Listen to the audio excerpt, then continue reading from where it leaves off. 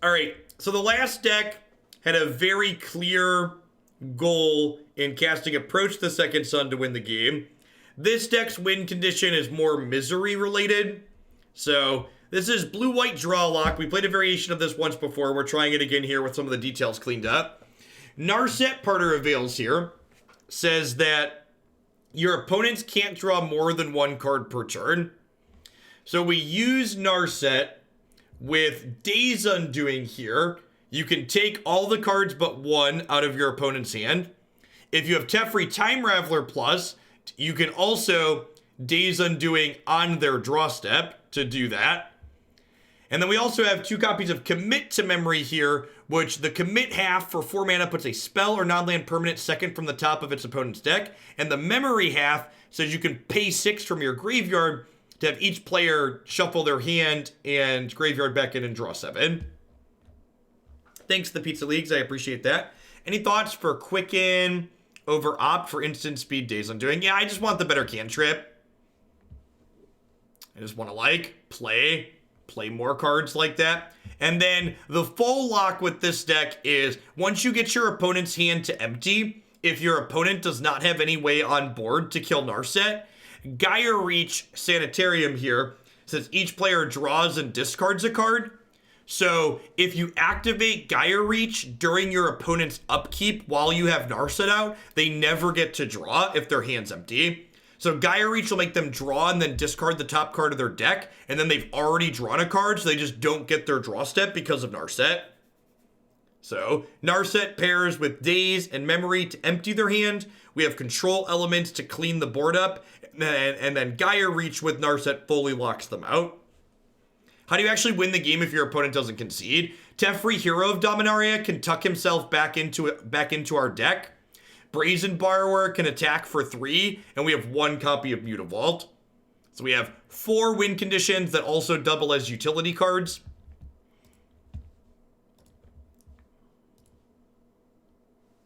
Yeah, basically, misery's the win condition. Misery Business is the theme song for this deck.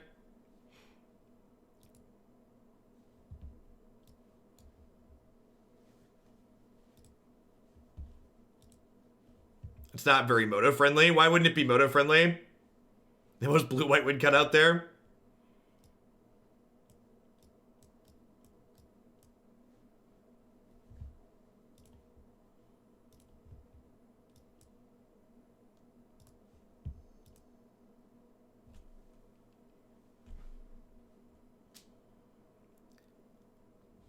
My favorite part about playing control decks is people suggesting awful additional win conditions without ever having seen our deck play a card.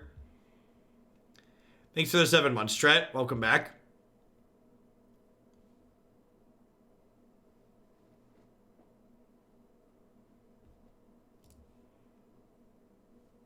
Dang, this hand's a little better. Got some cantrips in it to help hit our land drops. The first hand they had like good spells, but only 2 lands is a little suspect.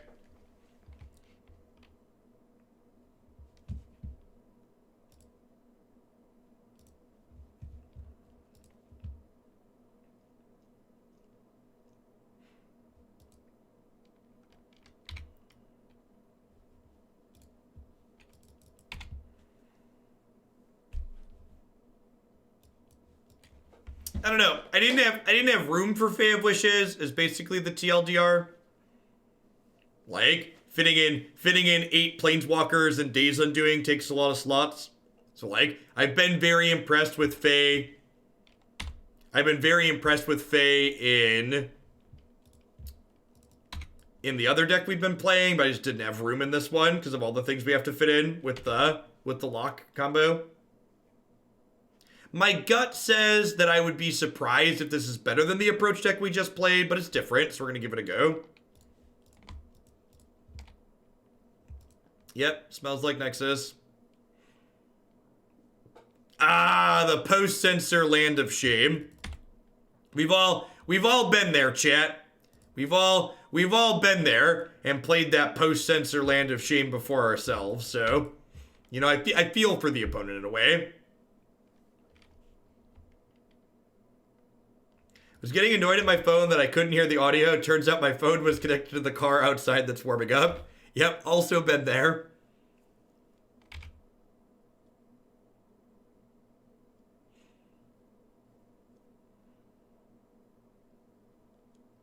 Hey, DJ, thanks for the 7 months. Welcome back. Hope you're having a good one wherever you are. Yeah, the post days land of shame. I've done that one a whole heck of a lot. And this is one of those, wrong half problem things we've talked about. Our opponent's playing Nexus of Fate here, and I've got Verdict and Deccan Stone in my hand, neither of which have text boxes in this matchup. Which feels real bad. Days Undoing, however, sounds excellent here.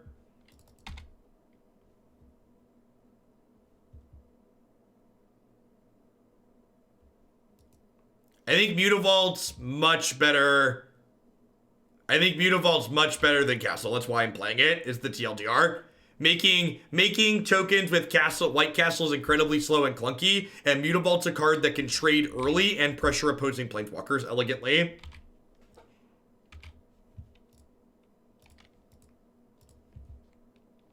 Mutavault is the card people need to be playing more of in this format. Play more Mutavaults, people. How do you feel about impulsing with Narset to try and find a 3-mana Teferi? I think I like that. Like, I know I could just Days Undoing here, but I think trying to find this that's a hate piece for them is better.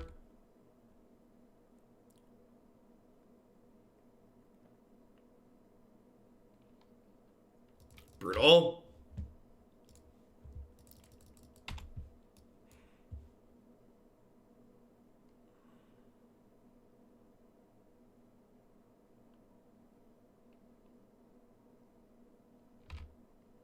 Yeah, exactly. How fast you're killing them doesn't matter if you have them fully locked out.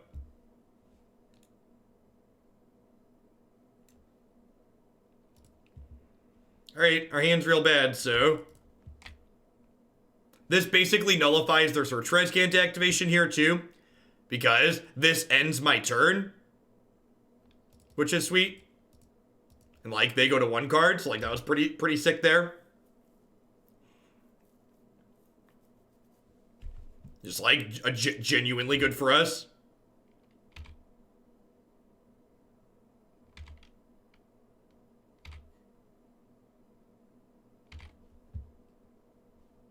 No, I don't care about losing the clock. If we lose games to clock, it doesn't matter.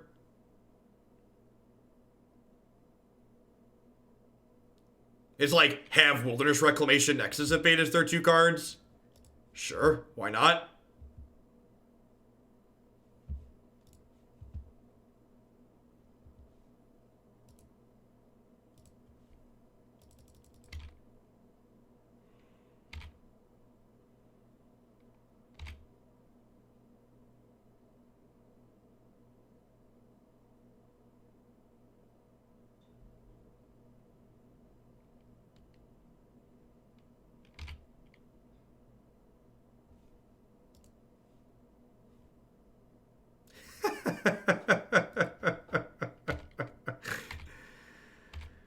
Oh, magic.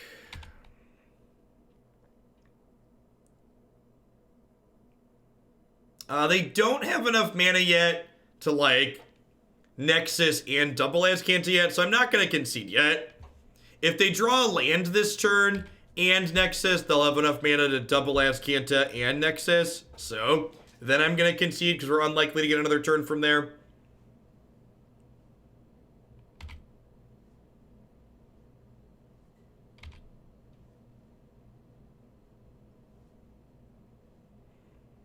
It's fine. We've got a bunch of cards in our sideboard for this matchup.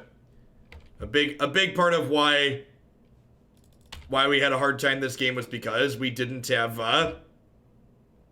what's it called? Hey, I'm Jojo. Thanks for the 13 months. Because we had so many dead cards in our hand. I mean, like, we're not even dead this game, right? Second Wilderness Reclamation. Might be dead this game. Okay. Okay. So you're saying So you're saying there's a chance.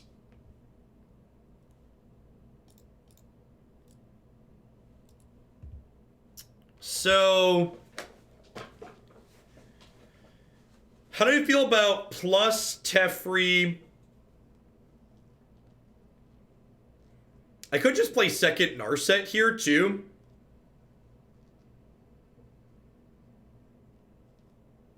I could bounce in Days Undoing. That's true. I think that's probably the line, actually, right?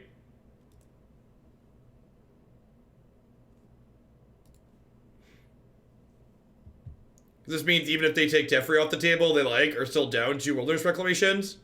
Wow, just conceding to Teferi. Nice deck. I'm going to go with winning game 1 there is huge. Because there's no way they get better post board than we do.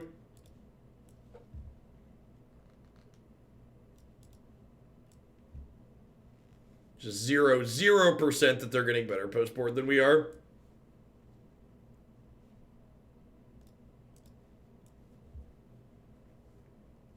Oh yeah, Aether Gust could technically come in here too. Might have too many cards. I guess I just cut Censor. This seems fine. Aren't we an obnoxious win contact? Listen, don't you judge me.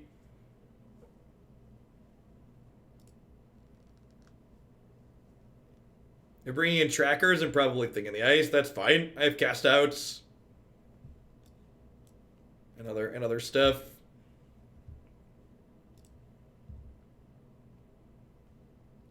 I'm excited to get Veil of Summer this game.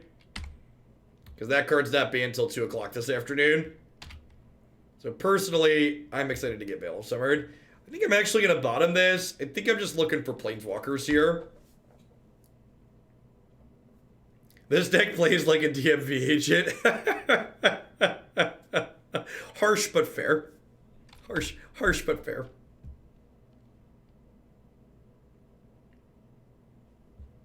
Perfect.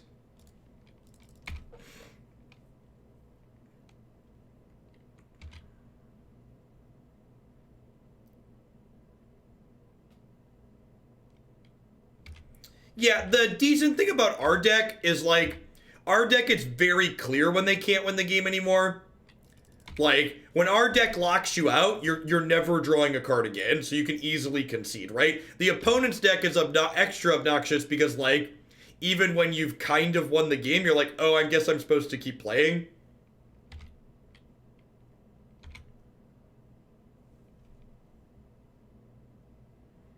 Hey, Spinak, thanks for the brand new Twitch Prime support. There's a lot of great people you can send that to every single month here on Twitch. Thanks for sending it my way this month. Yeah, that's true, Polly. This is actually a good example of, like, where having Narset and Days of Doing were just, like, genuinely better than being on the approach plan. And honestly, like I said, I think keep up the great Pioneer content. Well, thanks for that. That helps keep me here. Like I mentioned, even if they unscrew Standard next week, I'm still planning to do 2 Pioneer decks a day during the week. So even if Standard becomes not awful, I plan to keep doing 2 days a week of this. I'm just gonna spend my mana here, commit this back into their deck. We can verdict it on the veto it on the way back down. No, you do it during the upkeep, Roth, because then they never get to draw a card.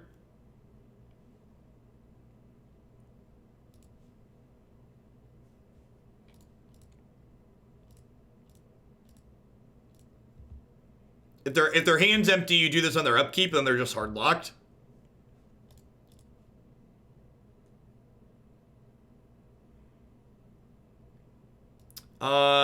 You know, I think my hand's actually good enough right now that I just want to disenchant. What do we think? I've got Commit to Memory in my bin here too.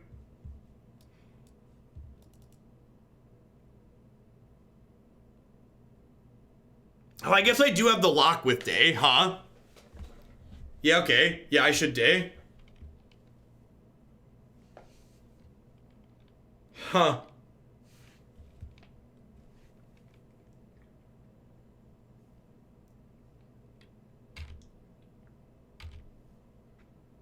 It's a little kinky, displaying dominance on my Narset.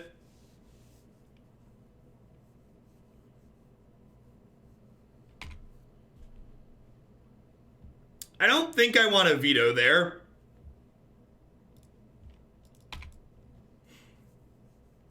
I don't think I want to veto there. I think if I like veto that and they untap and do something else, I'm like not super excited about it. Blast Zone up to 3, sure, that makes sense.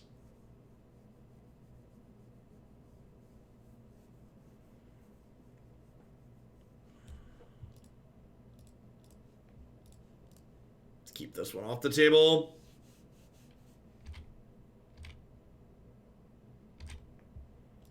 Lumbering Fall is kind of a problem. Not really. They're not going to be attacking with that. I would be surprised if they started getting aggressive with it.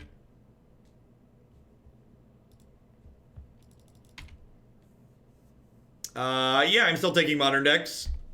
Same rules apply. I'm like aggressively rejecting things that are bad, but I'm not just like hard and fast, no modern, no.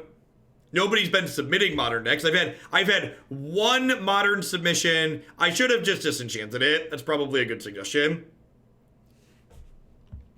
I have had one modern submission in the last like month, and it was not for a playable deck, so I rejected it.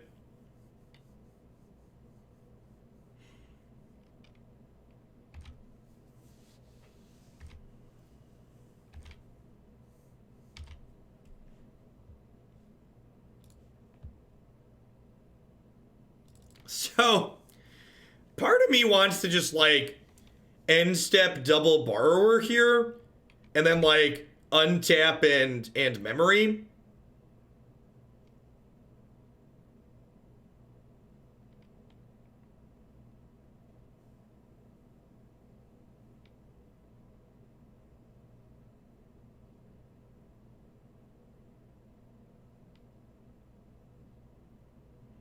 Oh yeah, I guess Blast Zone just kills them, huh?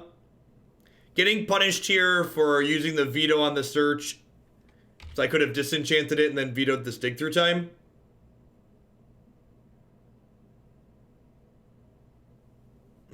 Using the memory sooner would have made their dig through time worse.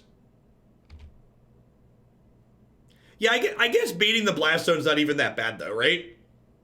Like taking the Blast Zone off the table is kind of appealing.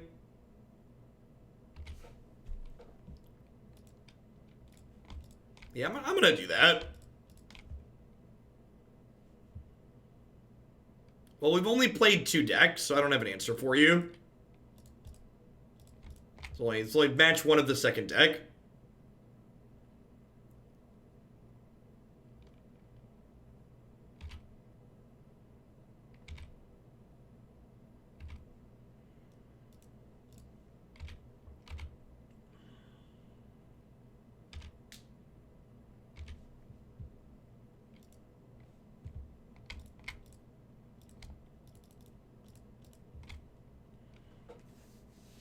Yeah, I'm like planning to get a new hand anyways.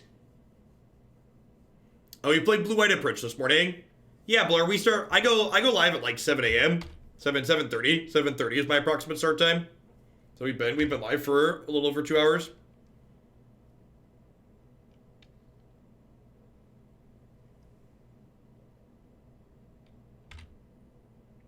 Okay, so we're just gonna get 2 turns in a row here. Fair.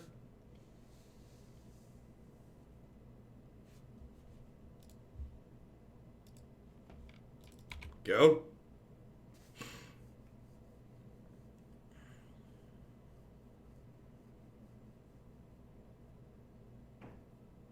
Yeah, a lot of ice this morning here too. Our hand's okay. Like, I'm not hitting any of our planeswalkers is kind of bad. I guess even if we hit the planeswalkers though, we wouldn't have wanted to put them out with Blast Zone anyways. And remember, they are getting 2 turns here. So they cast Nexus at our end step.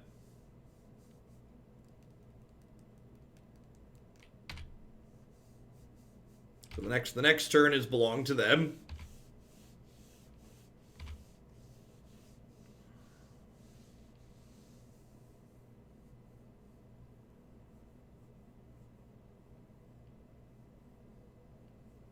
Really? Okay. Yeah, I mean, I guess they need to do that eventually anyways, right? So otherwise those cards are going to kill them pretty quickly.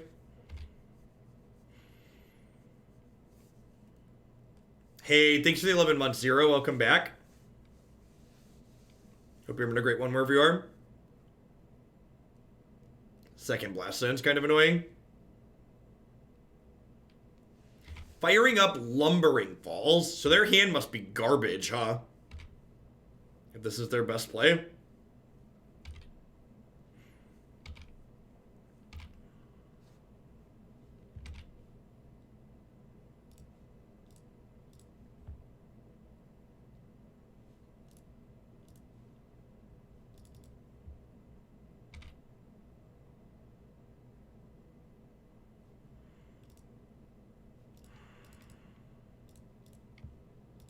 Let's start with this, see where we go.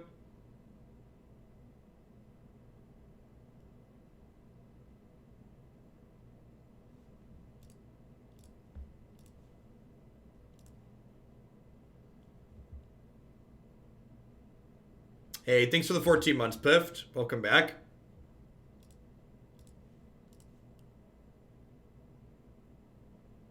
So, Lumbering Falls can kill Time Raveler here.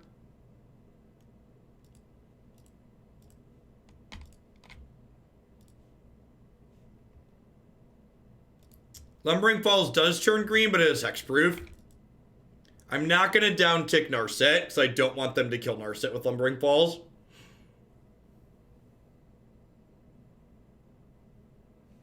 Any advice on how to tell them it's here to stay? No, I mean, you just can't argue with people like that, so don't.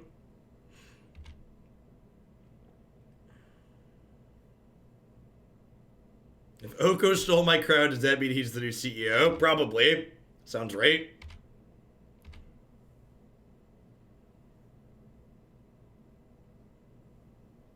So if they don't give me something to Veil or Gust or Dispute here, I get to go ahead and... That's fine. I get to Geier Reach, just make them discard a card.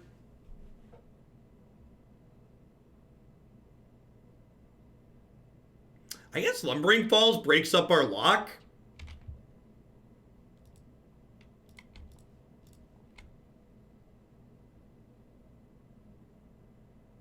So Narset says they can't draw another card for the turn. Brutal.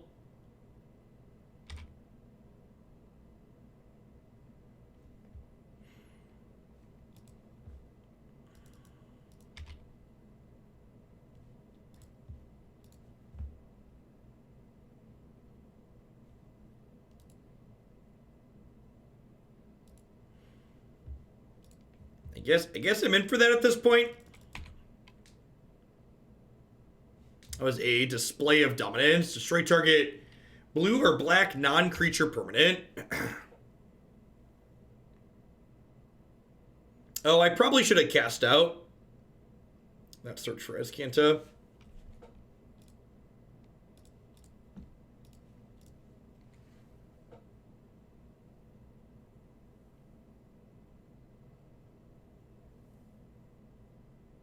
Yeah, I think we're probably going to lose here. Lumbering Falls is a tough nut.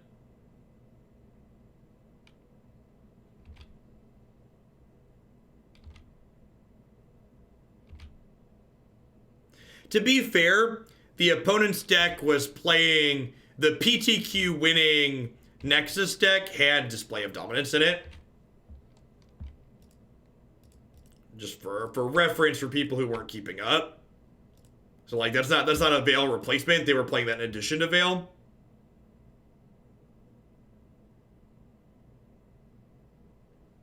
No, we don't. We actually don't have an answer to Lumbering Falls. I would love to counterspell your dig here.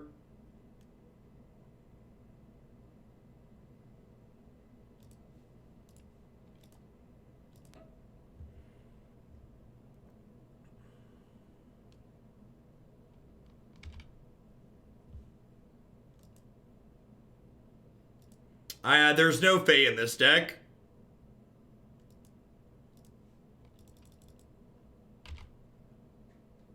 I don't have Verdict or Settle in my deck at the moment.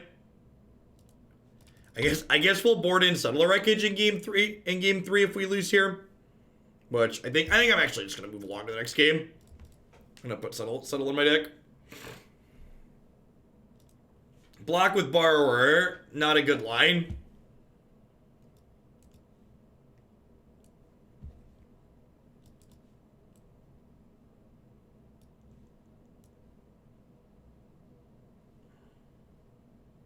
Yes, there was merit to exile the Azcanta. That's why I said, oops, I should have exiled the Azcanta when I didn't do it. That's why those are the words that I said.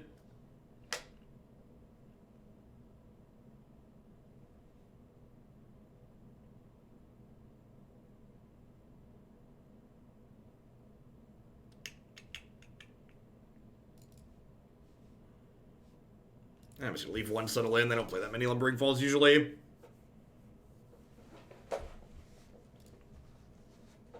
Yeah, again, chat, like, this is the thing that you want to break yourselves of when you're working and testing on decks. Like, every time the control deck's answers don't line up perfectly into whatever our opponent's doing, there's always 1,000 tiny voices of knee-jerk response to chat's like, well, if we had this other card instead of the one you're playing, and it's like, sure. And then there's going to be a different situation where where the card you suggested is awkward instead of the one I'm playing now is better, right? Like, that's the problem with playing control decks that are trying to be reactive instead of proactive, is a lot of the time your answers are just not going to line up well. It's not even that it's not easy, it's that even when you know what's in the format and you can build your deck accordingly, there's still going to be a lot of games where your deck just doesn't work because your shit doesn't line up. It's just how Magic works. Reactive decks in Magic are always worse than proactive decks. Especially in diverse formats.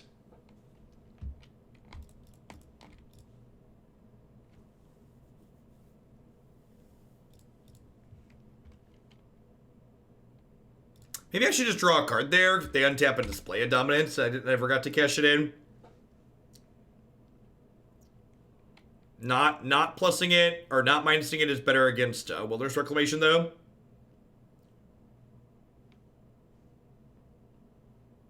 You're not wrong. That is one of the reasons why I've really enjoyed Mythgard. Is interactive decks are much better in Mythgard than they are in Magic because of the design of that game.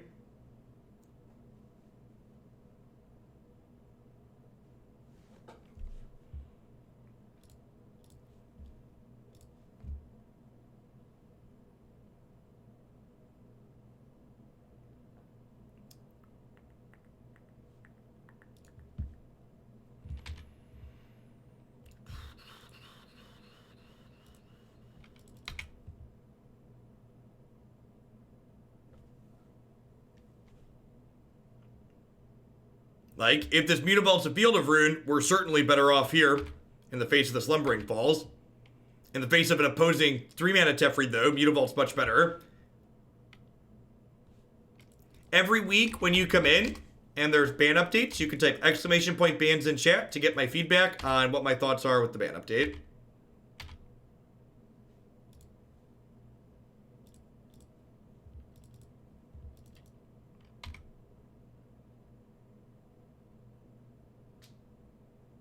Interactive Magic decks are fine in formats that are fine. What does that have to do with anything? I didn't say they weren't fine. My statement was interactive decks tend to generally always be worse than decks that have a proactive slant to them, which is true. Like, that can be true, and the interactive decks can be okay. Like, those two things are not mutually exclusive.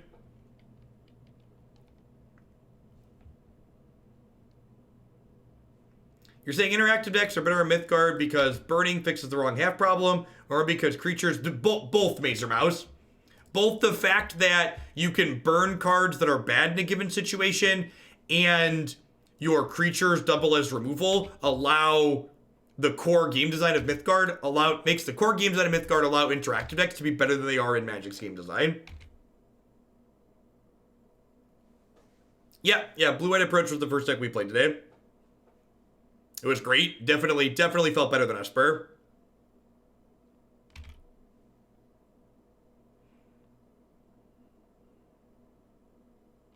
I've never seen you play Mythgard as burning a card, essentially cycling it. So, Mythgard doesn't have lands in it. So, instead of having dedicated resource cards in Mythgard, you can discard any card in your hand to turn it into a resource. So you never flood or screw in Mythgard. And that control deck's great. It's my favorite deck in that game right now, Zero. Yeah, it's very similar to like what Kaijudo or WoW TCG did. Mythgard leverages the digital space nicely though, and the cards that you turn into resources go back into your deck, and they're marked so you can't get rid of the same card twice. Why not attack with Mutavault there? Because they have a 3/3. And I felt like attacking my 2/2 into their 3/3 was a bad play.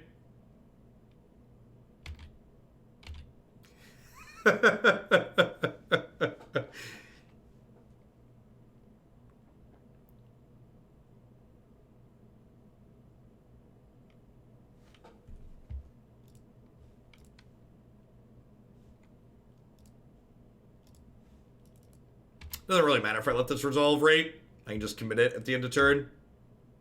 Let's me hold up mana for other things.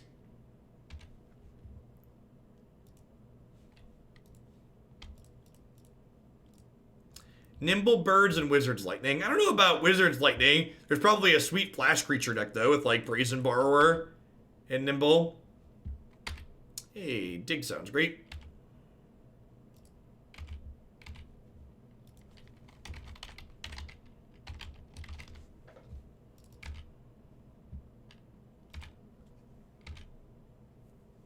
The problem here is that, like, my opponent is making their land drop every turn, and we are not making our land drop every turn. They have this Blast Zone to kill our Brazen Borrower. This is our third game in this match. The fact that we don't have a good way to interact with Lumbering Falls, and Lumbering Falls breaks up our lock, has felt really exceptionally bad.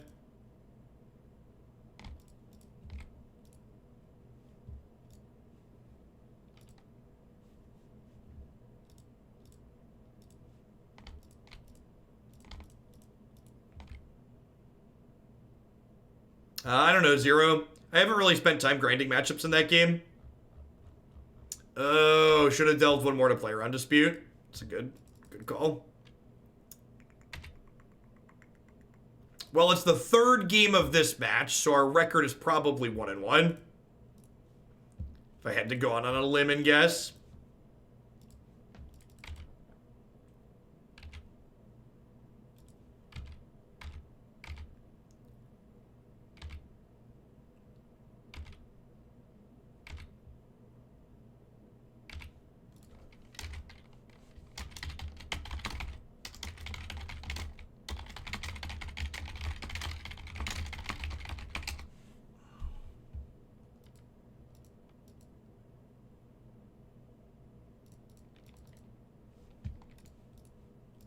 Do you like it when I stroke you? Please be honest.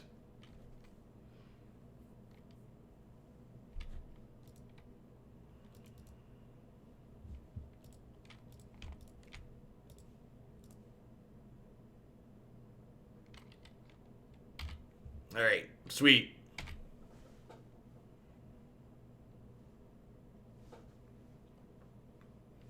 Is the Disney streaming service supposed to go live?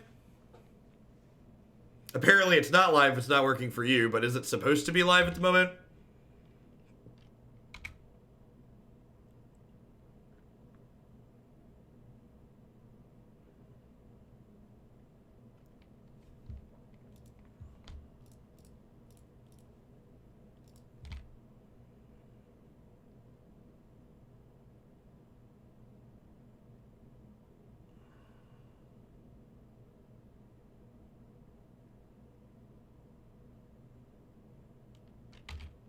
Yep.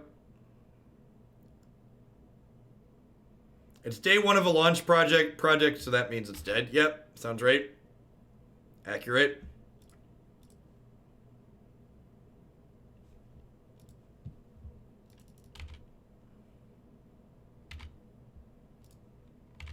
Alright, they're going on to 5 here. We might slowly beat them down with this Brazen Borrower. He's going the distance. He's going full speed. He's all alone. In this time of need, he's racing and pacing and plotting the calls. The blue-white approach deck was great. The core of that list feels really good. It's a little windy in central Illinois this morning. Getting a little gusty.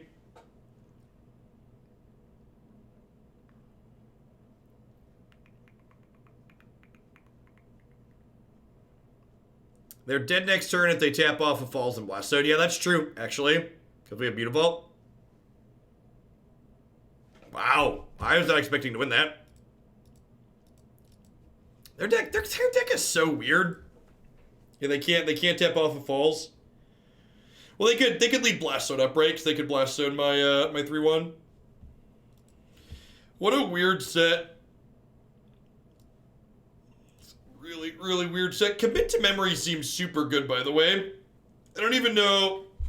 I think this card's probably generically playable. I should probably test some copies of this card in the approach deck.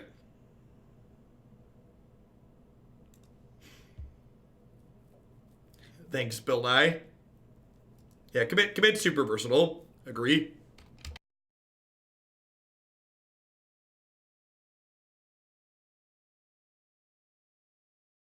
So, we only got about an inch of snow here, but it rained before the snow happened.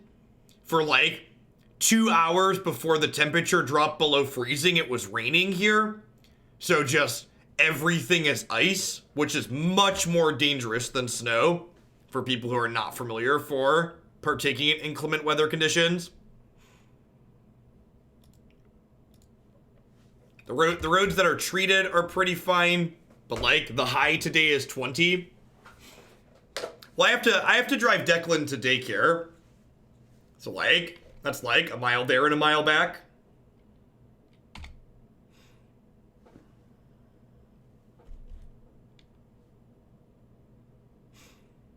Man, being on the play is busted, chat. Being on the play is busted.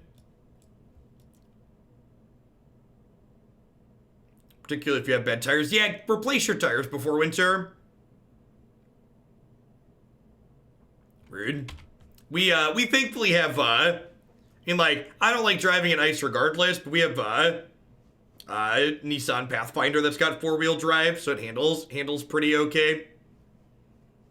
Car is heavy, and, all the wheels go. We found something similar in Pioneer. We've not played any Jeskai decks in Pioneer. There's a lot of different Spellcaller decks that have been good, though. We played a Bant Spellcaller deck to a 4-1 finish yesterday. That was fine.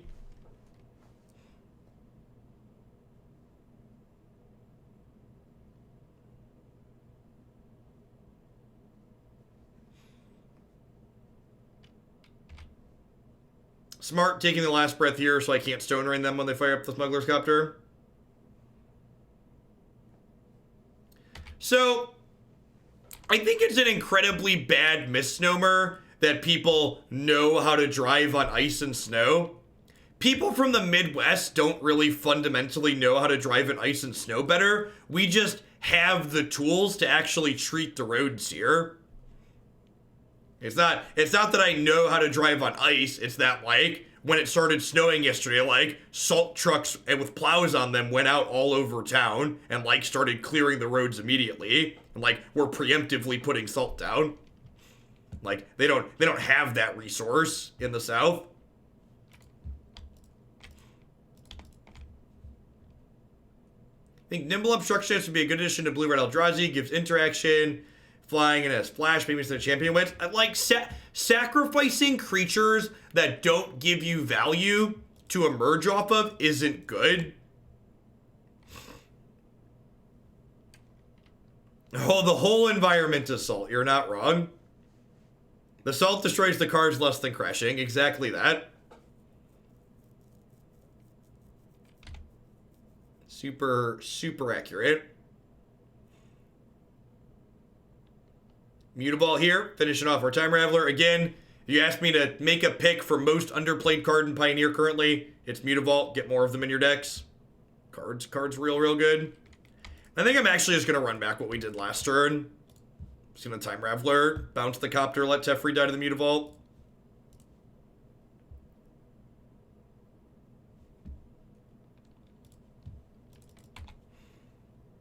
I'm doing well, Monster Man.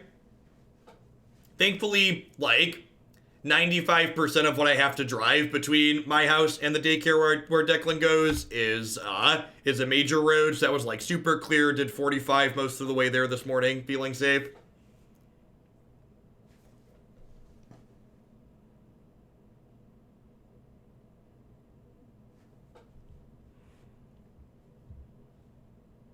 All right.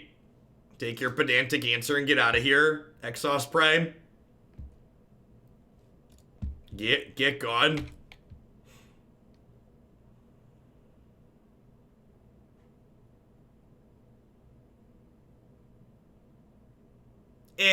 The main streets here are salted and have a lot of traffic on them. So between salt and having a lot of traffic, they tend to be pretty okay. I'm gonna go ahead and dig in response here, because they're definitely taking my dig. And hopefully dig just finds 2 good cards.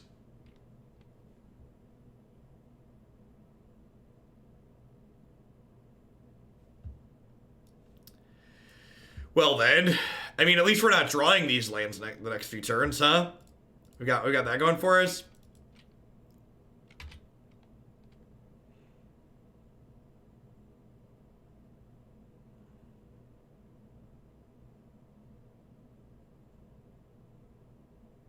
Nah, I think it's correct to take the Teferi there.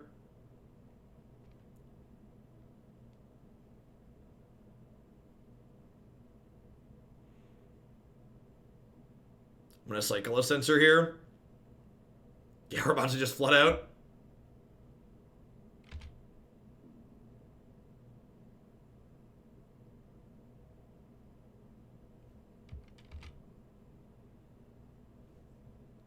So one of the things that feels awkward about having Narset in this deck compared to the approach deck that we've been playing, that we played before this, is that Planeswalkers make it difficult for me to use my health total as a resource because I kind of have to care about the Planeswalkers living or dying, which feels bad. So, like, in the approach deck, especially because approach gains 7 in the mid to late game, like, being able to use my health total as a more liberal resource is super appealing. Because, like, while the approach deck has 3 mana Teferi, 3 mana Teferi is not a big deal if it dies because it draws a card. I guess Narset draws a card too. I don't know, it just feels worse to lose her than it does to lose little Teferi. Yeah, Mutavault's very good against us too. I have some last breaths, but in general this card is super strong against us, agree.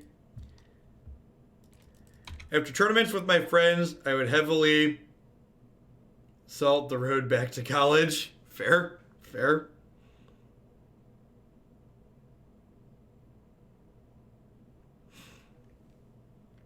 Yeah, I also agree. And again, like, this is just like peak control deck problems, right? Is like, these things are just like genuinely very good against what our deck's trying to do.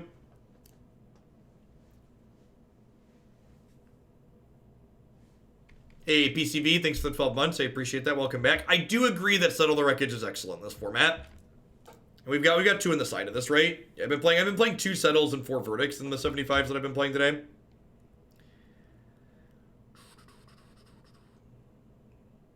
So they know about commit to memory here.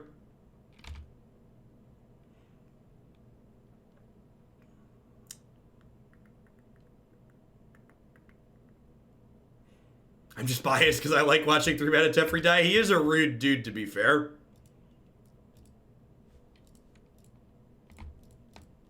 Get that one out of here.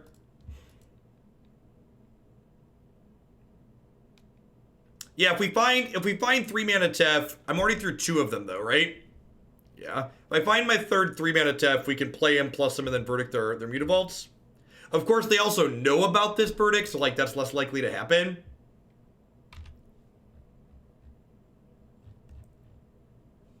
Three mana Teferi confirmed. Ralph of 3 mana Planeswalkers. I don't know what that I don't know what that's in reference to.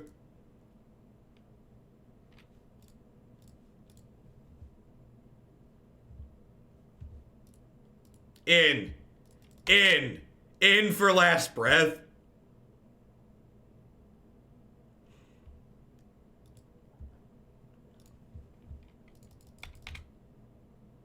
Raphael from Teenage Mutant Ninja Turtles.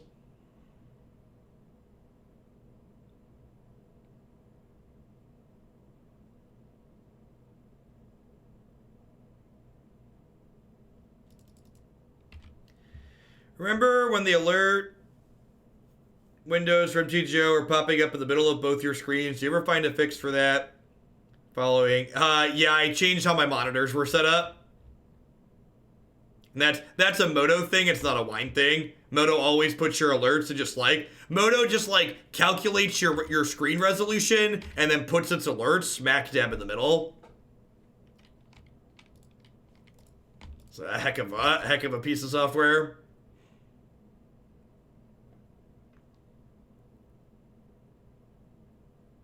Have some life. We want to activate Geier Reach. I think I do actually. Because if I find Narset, we can go land Narset Days Undoing, and that sounds super appealing. I also wouldn't mind finding a Teferi here. Will I ever do a Chandelar stream? No. I don't have enough time to play all the games I want to play, much less doing other random things. Is it crazy to just Days Undoing here? I kind of feel like I want to. They have 4 cards.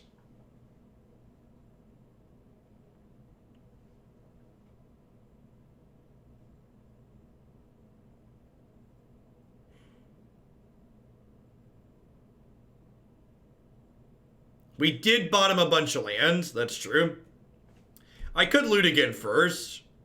It's not a bad suggestion.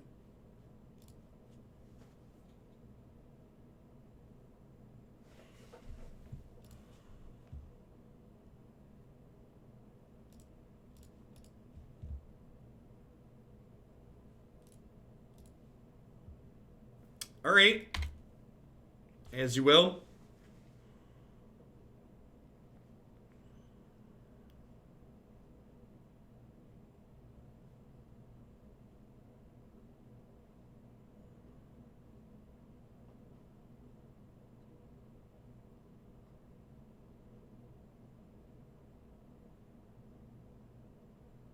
Don't cast a Chandra. Don't cast a Chandra. Don't cast a...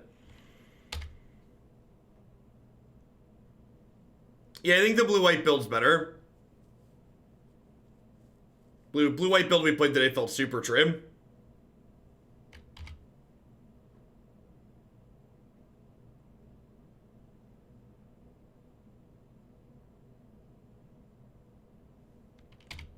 Love it.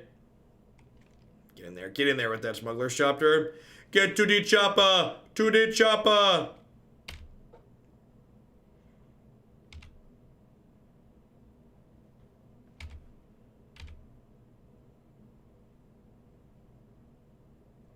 They just click through combat. God bless. Just Moto things. 3 mana Teferi. 3 mana Teferi.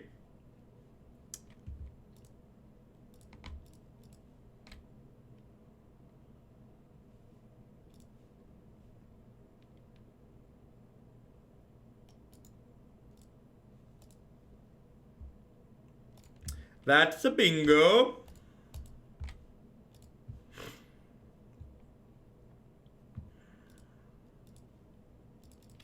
So we're going to plus this. And then, so they still get to go to 7 cards here in hand, but they lose their draw step for the turn. So this puts us both to 7, but I'm turning like my 2 cards versus their 5 cards into 7. This is a good rate for us.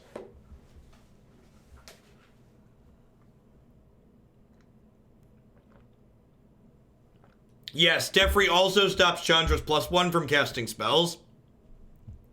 So still does 2 to us, but she can no longer cast spells. that reading Days Undoing pause.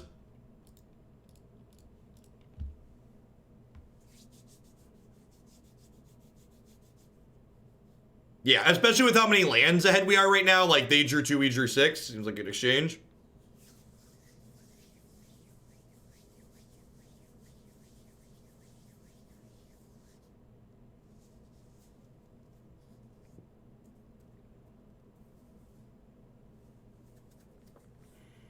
In my opinion, it helps you win the game on Moto faster is never an appropriate reason to put a card in your deck.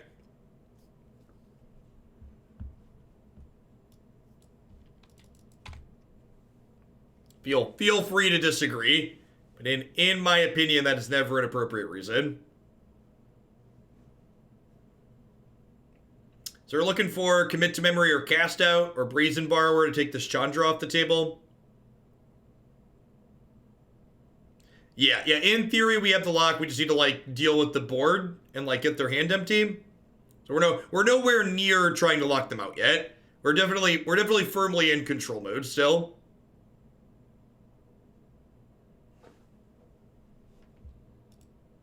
Yes, Days Undoing. If you cast Days Undoing on your opponent's turn, it shuffles back into your deck instead of exiling, is exactly correct.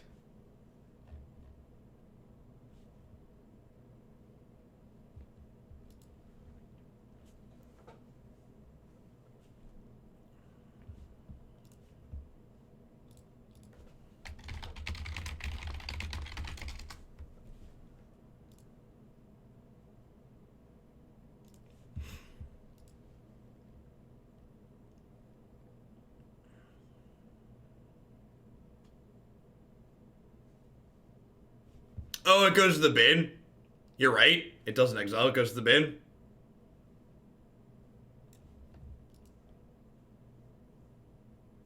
You have a Murderous Rider here for my Teferi Time Raveler. That's funny. Play it to crew.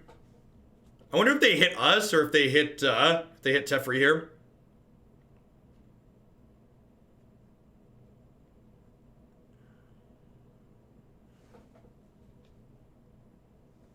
Hitting me, sure.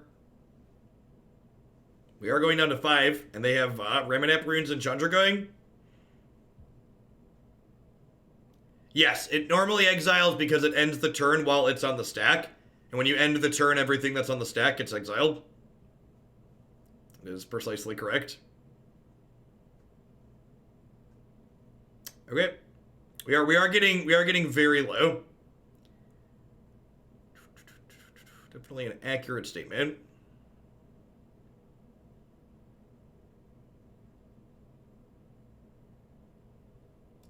Okay.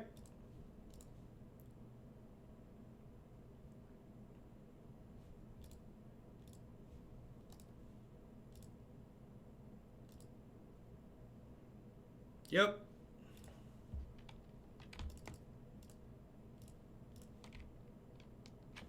I guess I should Narset first, huh? That's strictly correct.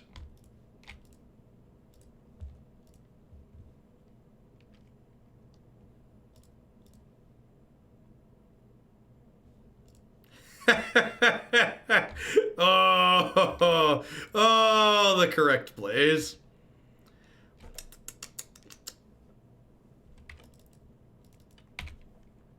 Go.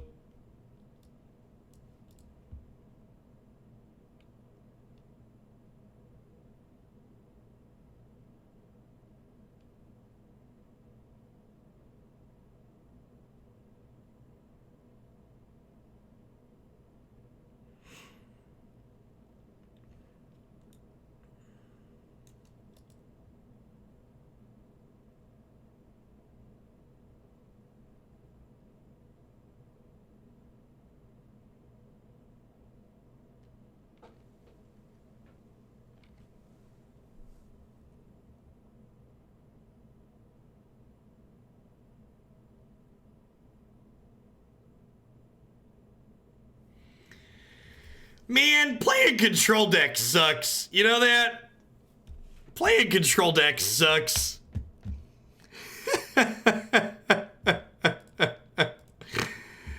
Oh, and we're dead.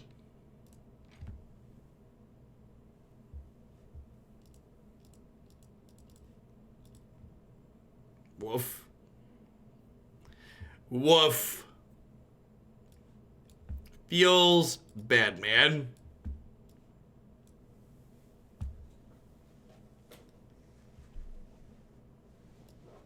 Their deck is, their deck's got a lot of cards in it. Just like the number of angles that they're hitting from is just very brutal.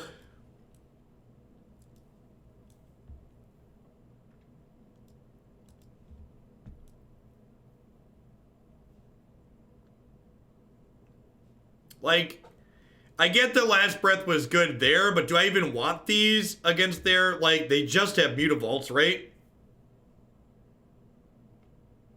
It's the only card I really want this for.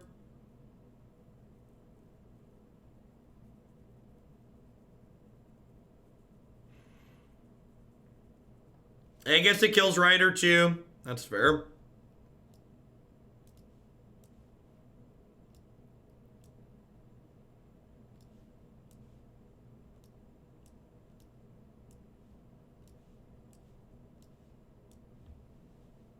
Alright, let's try this. Yeah, I felt like we had crossed the corner too. It's like one of the few cards that could just like end us there. And I guess I could have played around that too. Why do we cut Verdict for Settle? Because Settle kills Reality Smasher before it hits us, and it kills Mutavault, and it kills Smuggler's Copter. Kills a bunch of their evasive threats that they're playing.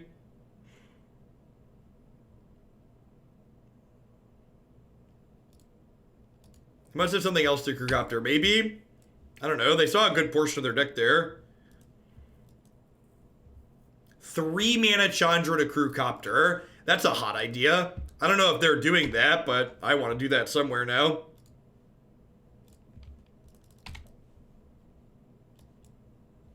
That sounds quite excellent. This is the part where they like play 3 mana Copter and Narset no longer has text.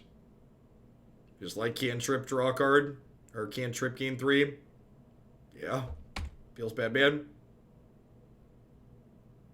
I think Portem's much better than Prairie Stream. I don't think Prairie Stream's a very playable dual land. I don't think that cycle's very good. I think these shadow lands are great. I think if you have 10 to 12 ways to bring these in, I think if you have 12 ways to bring these into play untapped, this cycle is very good in this format. These, generally at worst, these lands feel very similar to the fast lands, and the fast lands are super playable. So especially in 3-color decks where you probably want to be playing 12 shock lands anyways, these hand lands are very good. You get like Rabble Mastered. Bone Crusher, yep.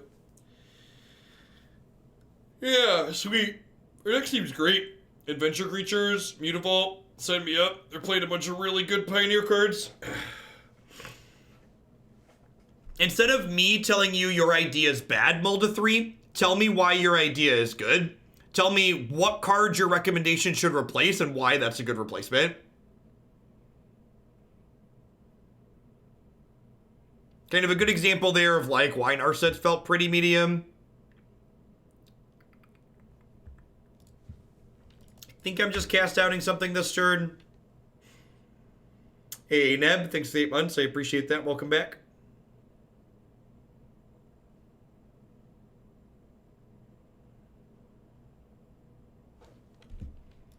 Yeah, this build's feeling a lot like, I feel like I'm having traditional control deck problems with this deck.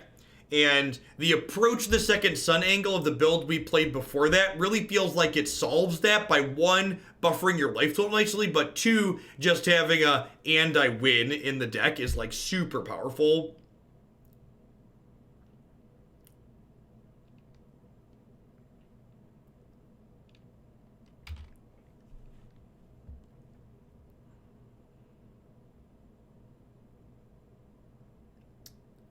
Alright, so I can cast out the Smuggler's Copter so they don't draw a card.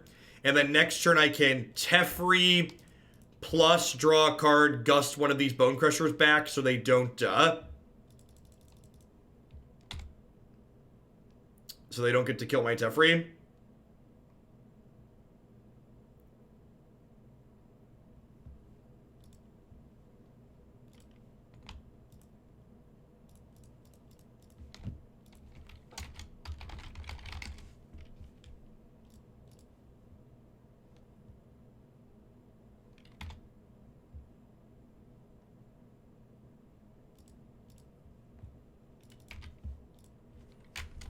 You will always be able to find my take on whatever bans they make in Pioneer each week by typing !!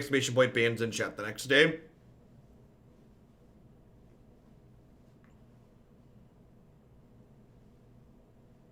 Yeah, I agree, Head. One of the things this deck does differently is while this does have this prison element to it to lock out the game eventually, that lockout is only successful if we're fully in control of the board.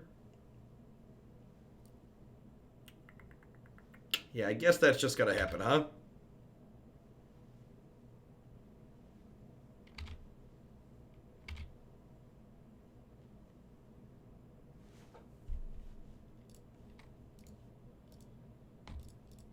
Sounds good, Polly. I appreciate it. I'm gonna see how this one goes. I don't know. Like, we're only on match 2.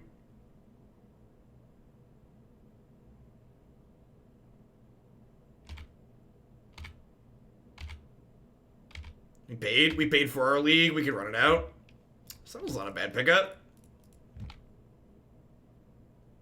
The adventure creatures in this format are super good. Yeah, I don't feel like our deck's generating bad games of Magic.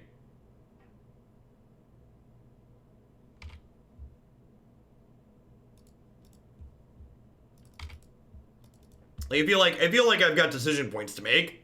Is like, you know, we can reflect on, like, it feels worse than something else while doing that. I think that's an unreasonable thing to be doing. I think I have enough lands here that I'm going to try and chump block this.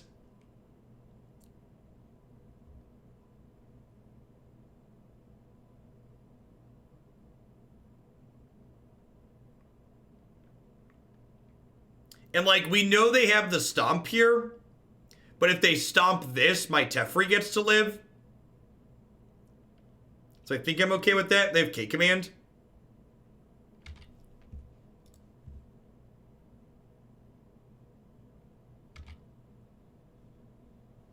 You could Breath Vault to counter Stomp, but the Mutavault was summoning 6, so that wasn't an option.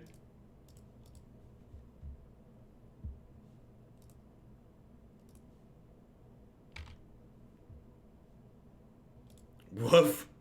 Hey, Han Solo, thank you for the tier 2 sub there. I appreciate that. Hope you're having an excellent day wherever you are.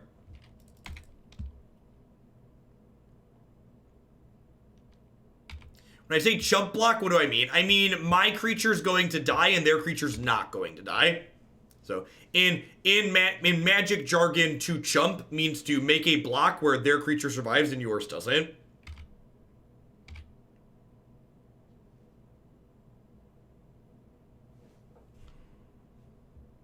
So even if I settle this, they have a Bone Crusher Giant in their hand from Aether Gust. Actually, maybe they don't.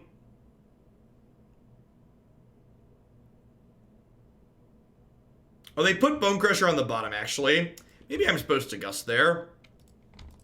I can go either way on that.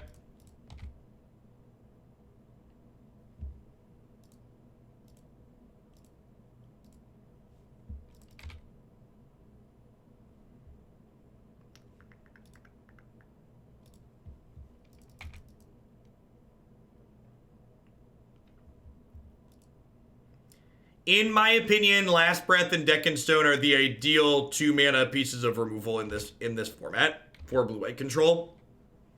I think they cover the range of threats people are playing very well. I think especially when you have the card advantage from things like Dig and Supreme Verdict, giving your opponent a couple of clues for their best creature is not a big deal.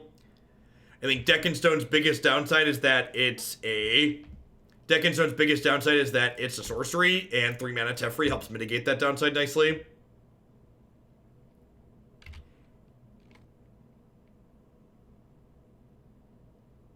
So, Cast Out is a triggered ability, so it does not make us take 2 from Bone Crusher, so that's nice. I'm going to stop on my turn and castle on my upkeep.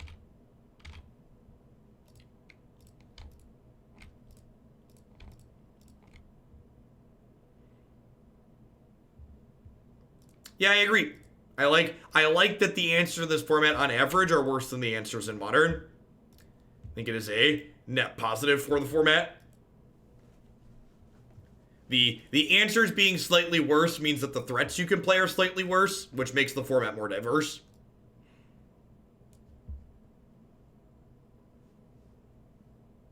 I don't think Mystic Sanctuary solves any problems that we have. I also think because we're playing cards like Port Town and Temple of Enlightenment and Glacial Fortress, Mystic Sanctuary is frequently going to come into play tapped, and it's not powerful enough to be worth being a tapped land. How many lands did we draw that game? Enough.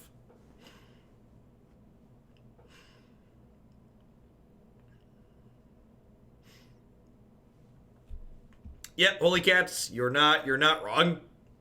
They made it hard to find, and they made it give you nothing.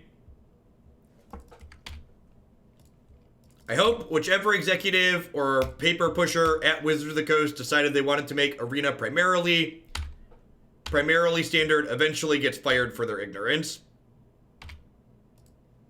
Whoever made that decision doesn't understand the product and the players.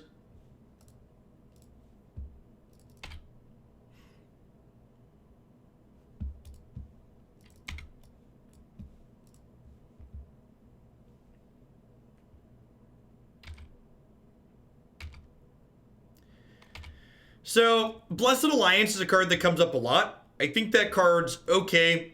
I also think it's worse than the 2-mana removal that I'm playing, though. I think having control over which creature you're taking out of play is really important. In a control deck, generally speaking, you're frequently using your life total as a resource pretty aggressively, and being able to take key utility creatures out as you prefer tends to be better than getting to, like, have more utility on your card.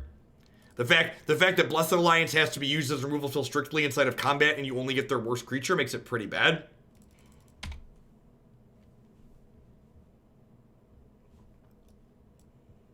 Hacksaw, like, not to, like, discourage you from being here watching Magic, but I think at this point it is abundantly clear that anyone expecting Arena to be anything other than a vehicle for just Standard is kidding themselves.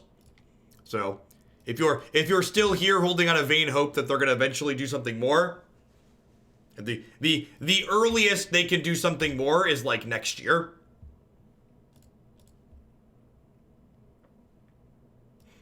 Well, if that ain't the combo.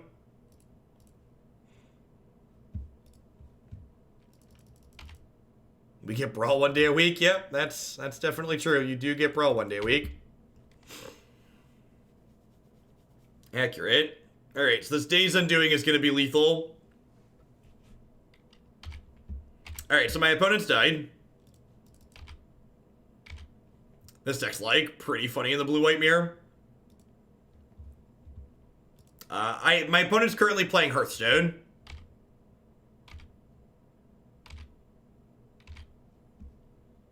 I would not be surprised if this build is better in the blue-white mirror. So, my opponent loses their entire hand here, and we draw 7 cards, and we have 2 Planeswalkers in play. So, it's kind of small, you can't see it, but their hand says 0 right now. Bye, Felicia. See, I told you it was going to be a lethal Day's Undoing. Told you it was going to be a lethal Day's Undoing. Vest, thanks for the 4 months, I appreciate that, welcome back. Sweet, awesome, I'm glad you're enjoying Mythgard. I think Wizards of the Coast very short-sighted decisions about pushing Arena as a standard-only platform has driven a lot of people out of Magic and into the arms of other games. And there's a lot of other good games out there. Like Mythgard. Mythgard is phenomenal.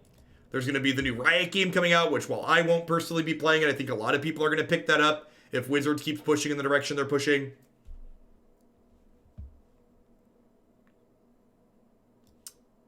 Do I want Disenchant? My opponent probably has Cast Out and Detention Sphere 2, right? I probably want Disenchant. Deezer is actually probably not very good in a pseudo mirror like this. Do I not like Riot? Google Riot lawsuit. And then on top of knowing that they have an awful workplace culture full of sexual harassment that caused their employees to do a walkout, you should also know that Riot is wholly owned by the Chinese company Tencent, which is effectively a part of the Chinese government. So if you're someone who had a problem with how Blizzard handled the Blitzchung incident, you should definitely have a problem with Riot, who preemptively told their players not to have opinions.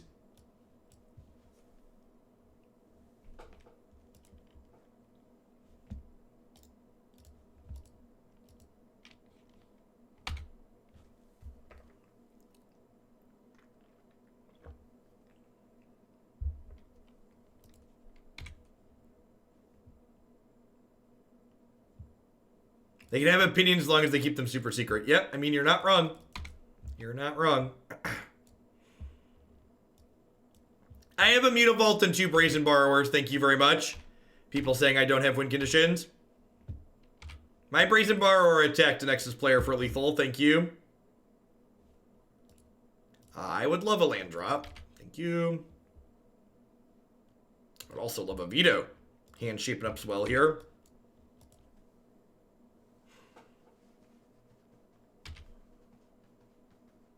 Win cons are for suckers.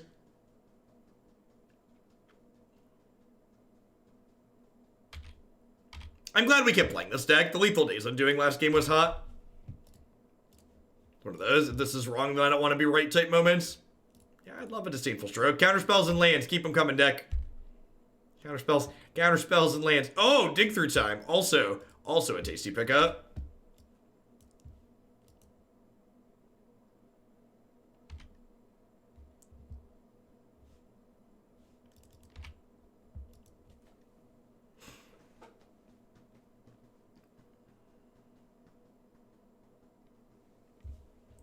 I'm one of those people. I personally have not even opened Arena or a Magic product in several months. With Standard being rancid and the lack of eternal support, I have no desire to play anything other than Commander at my LGS.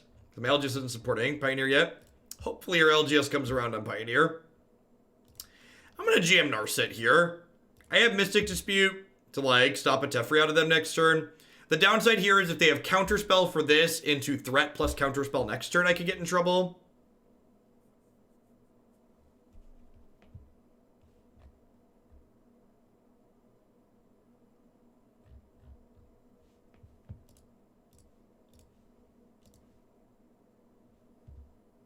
I am giving them a window here, but Narset's pretty good in this matchup.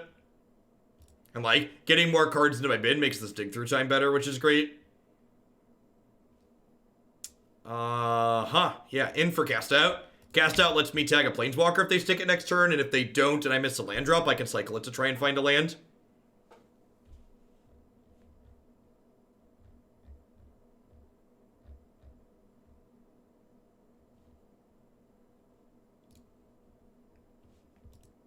There are some good ones in there.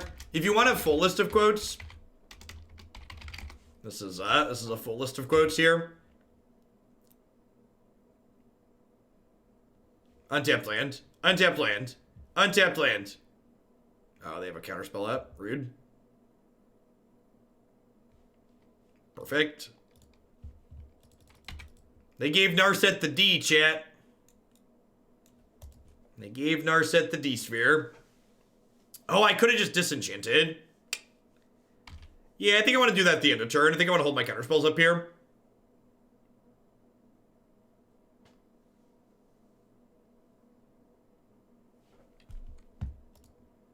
What if instead we didn't? And now, if they want to fight over my disenchant, I get to untap and slam Hero of Dominaria.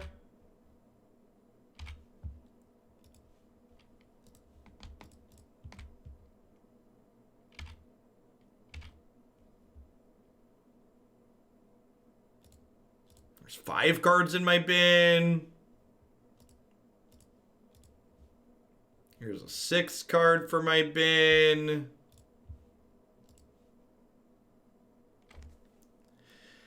We just tripping through time here? I think we might just be tripping through time here.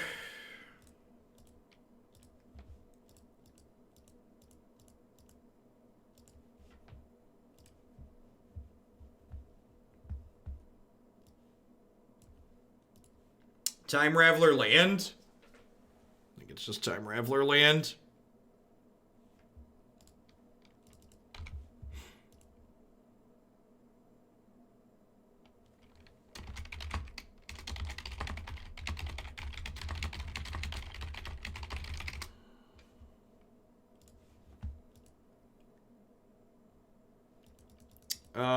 Sure.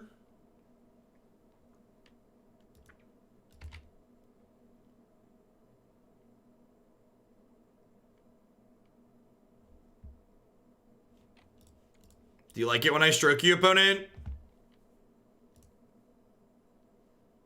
Do you like it when I stroke you? Does it make you happy?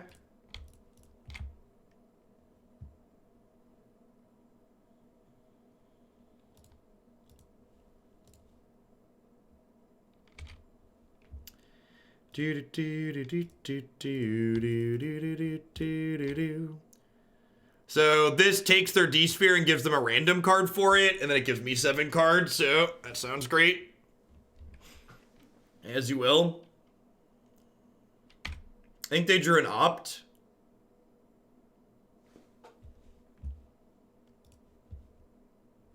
The stupid castle is unfortunate. We don't have the lock because they have the castle. They also have a card left in their hand too.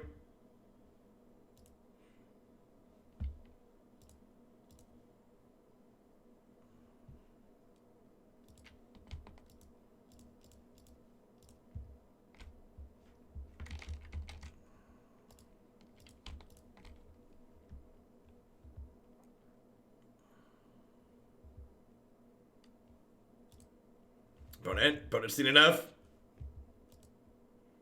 Yeah, borrower bounce the token. Was gonna be good enough there for sure.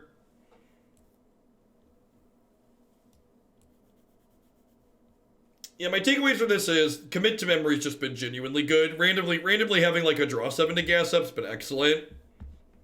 Especially when we get ahead on lands.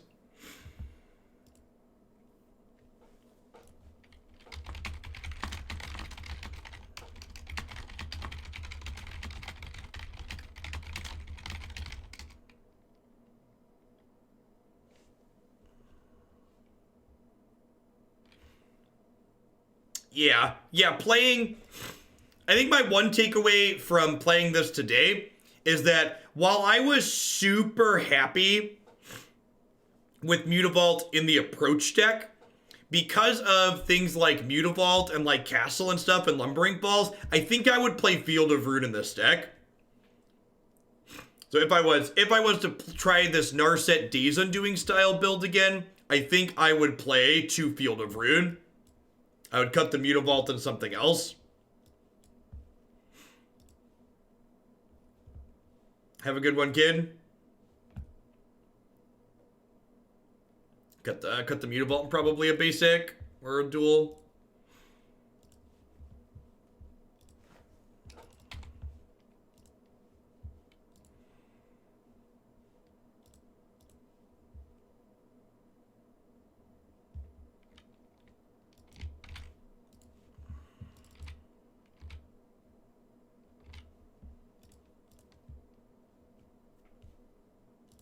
I think I'm in for that, even though it's tapped here. I think I just want, like, all my lands.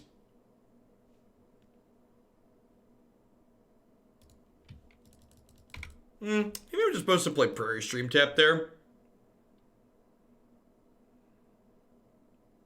Because, like, bouncing whatever their turn 2 play is isn't really relevant, because, like, Teferi's gonna bounce.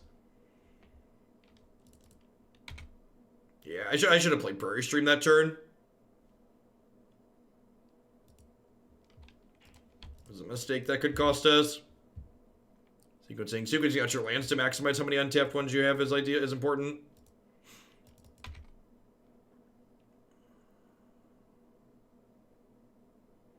Maybe there's some kind of like Devotion or Big Red deck that's gonna be Chain Whirler. Yeah, probably a Devotion deck.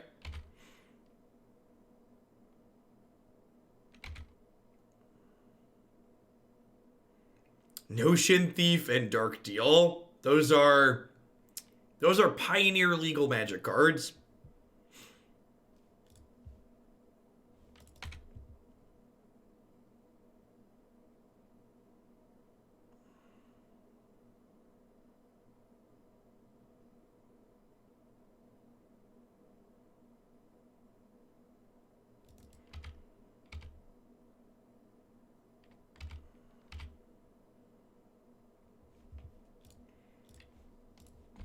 Just gonna keep on the medium tempo playing here.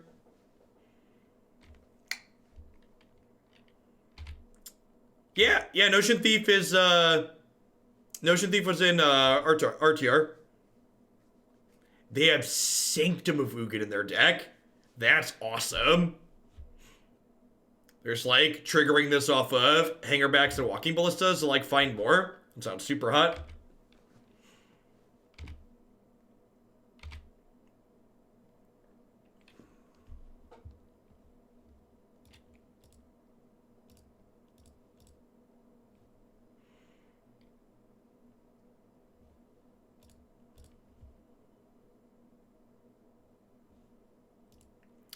I'm in for op tier, just like filling my bin up so we can like dig through time here. Sounds super appealing. Looking for like a cast out at some point to answer this hanger back cleanly. I guess I can commit it to memory too. Oh, I bet they are playing Ire Crag feet. I'll bet you that's what they're doing. They're like Ire Cragging into like giant hangerback walker or walking ballista or whatever. That sounds reasonable.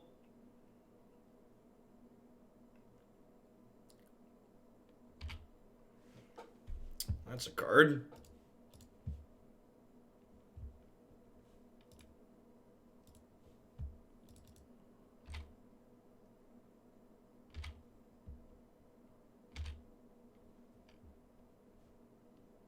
All right. So we get to clean the board up here, but they get 2 1/1s left over, so Narset is going to die, but Narset going to the bin makes dig through time easier to cast, so like, you know.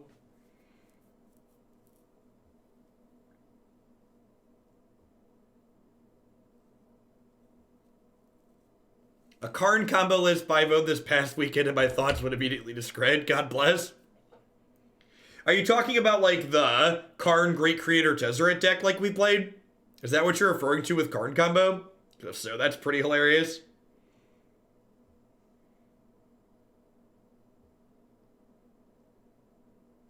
Runaway Steamkin. Man, this poor man is gas.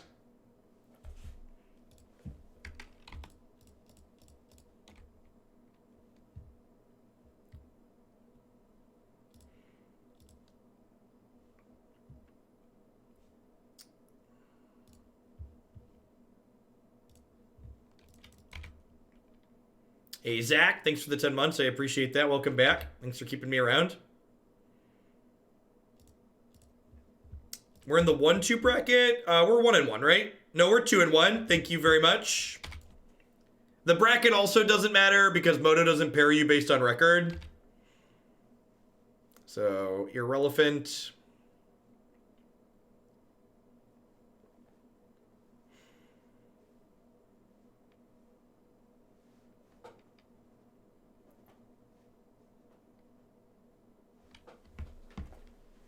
Like to use my tier 2 sub to bump the green, white, Enchantress deck. 10 out of 10. Will do.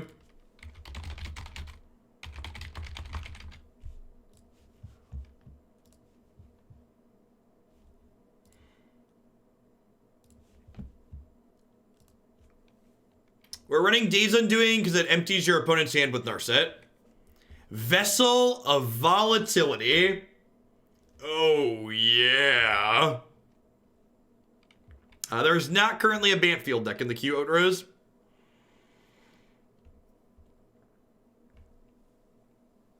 Opponent's deck looking a little unstable over there.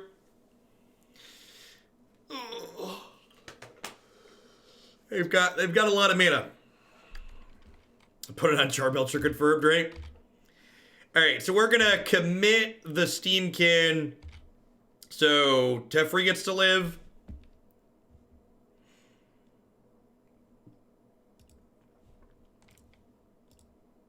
So let's put Steamkin second from the top of their deck. Oh, they're playing Ugin. Yeah, 8 mana Ugin sounds sick.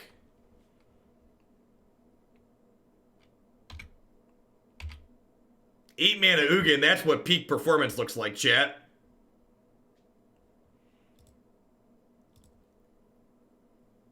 Yowza.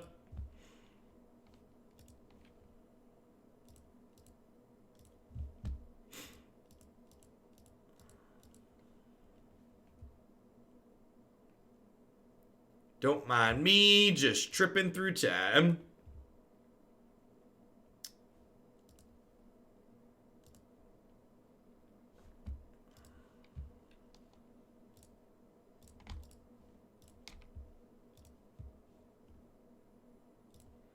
Chuki, I'd ask that you please never refer to that content creator in my spaces. Please and thank you. They are an incredibly toxic individual. I didn't leave anything in my bin, Polly. I took all 6 out.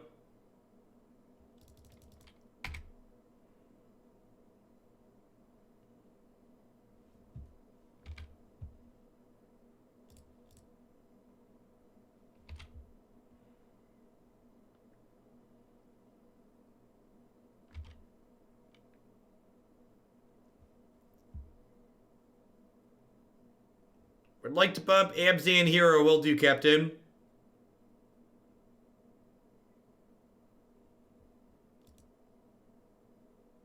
I am definitely all for promoting other good content producers. Just, you know, let's stick to the ones there. There's so many great Magic content producers that are reasonable human beings. I prefer to promote those ones instead. I think I just commit this, right?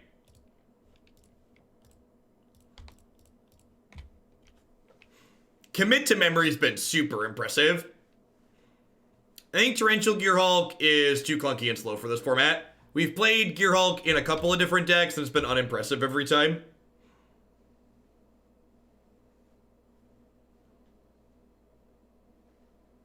Yeah, Anderson's great.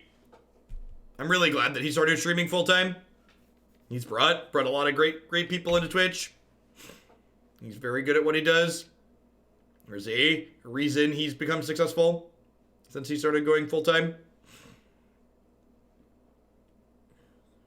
Or do they have another Chain Whirler? Walking Ballista? So Walking Ballista, right? They're going to shoot both my Planeswalkers. Fair. He definitely can bump the Bant Wall stack.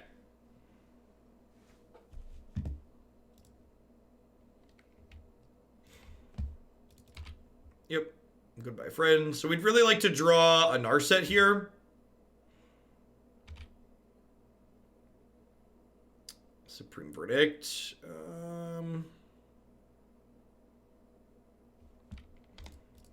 Yeah, I guess I'm just gonna Verdict. Am I though?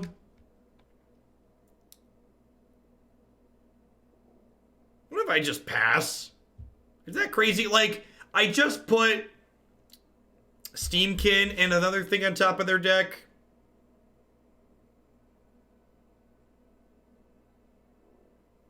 I think I want to just pass here. Oh, Borrower the map. That's a good suggestion. Yeah, I'm going to Petty Theft the map. And then I'm just going to take a hit. Like, they have a little bit of reach in their deck, but not a lot. I'm going to take another hit this turn and just dig, exiling minimal cards. Just, like, dig for 6. Just, like, exile the other dig and the other and a Teferi Time Raveler.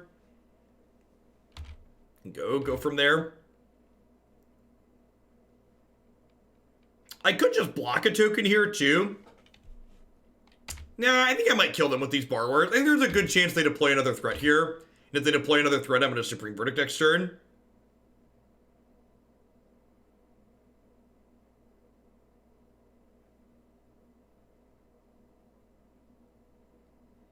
I do agree with that, Just Lucky. You might want to give that feedback to him, that his sub-sound is too aggressive. Like, I concur with your take there. That's not feedback I've given him before. Like, sub notifications are important to give that recognition, but his thing is a bit much. In my opinion.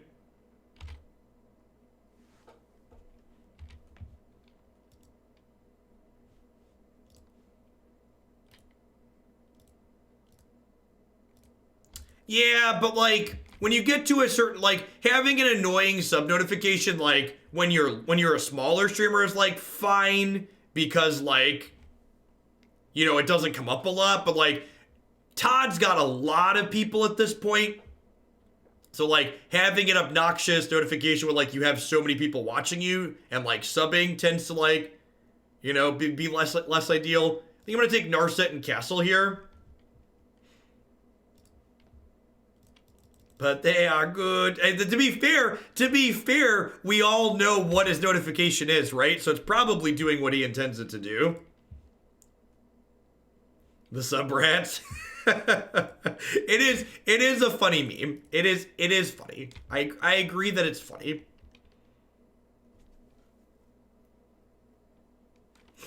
All right, so now's the question, do I want to play this Narset and potentially expose her to being removed next turn?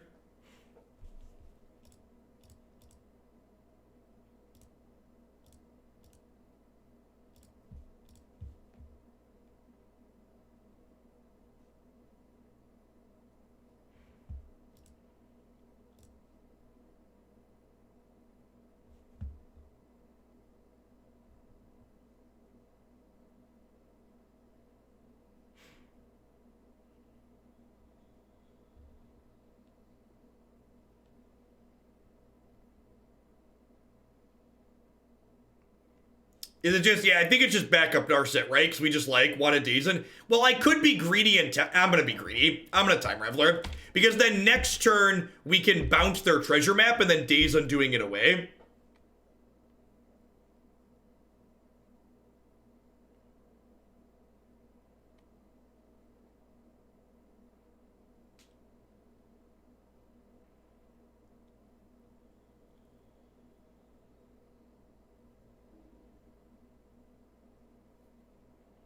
Apparently, and this is secondhand, so I maybe I shouldn't repeat this, but I heard that apparently Quiznos was really bad to their franchisees and forced them to take coupons to the point where they would sometimes have to sell things at a loss, which is what pushed a lot of them out of business.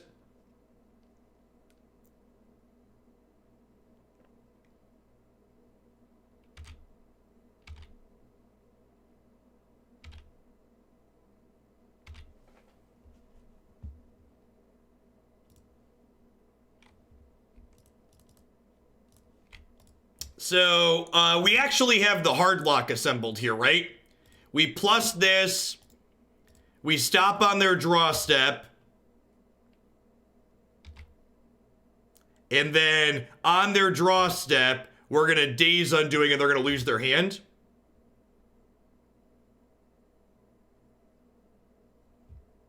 Yeah, feel free, Oatrose. There's also, there's commander channels in the subs Discord if you're not in there already.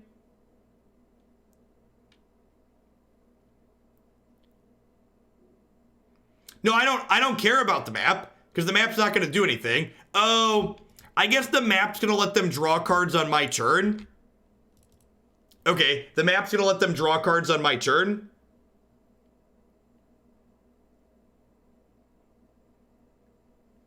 That's a fair assessment.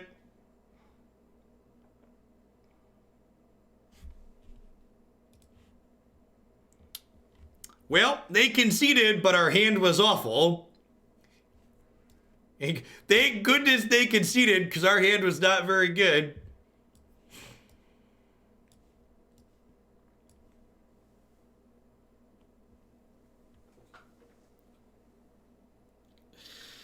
Alright, so Last Breath, Deck and Stone both seem good here. D-Sphere seems fine. They have a lot of permanents I don't mind Brazen Borrowing, so that's maybe fine too.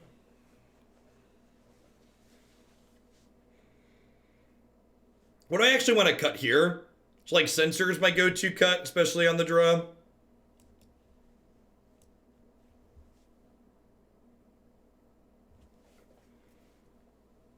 Maybe they don't have enough expensive spells for Disdainful Stroke to be good.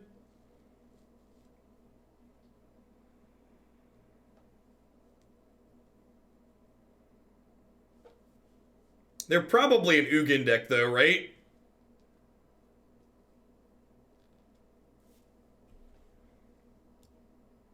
If they're an Ugin deck, do I want these D-Spheres and castouts? I feel like I don't. I'm gonna trim a Miser Verdict too. Let's try this.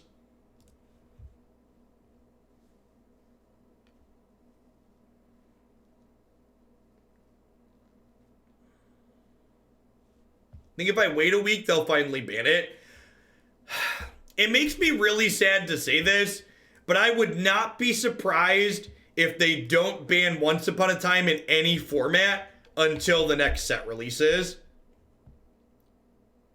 I'm genuinely at the point where I think that's the reason they're not banning it.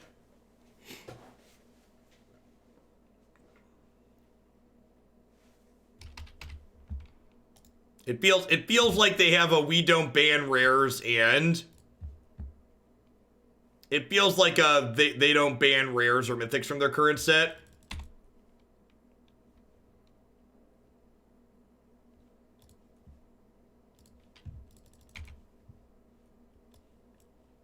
I think I just let Vessel sit here, because if they, like, crack it and play something, I just, like, bounce it to their hand with Brazen Borrower.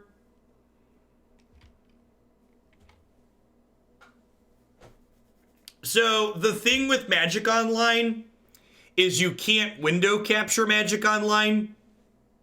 You have to capture your entire screen.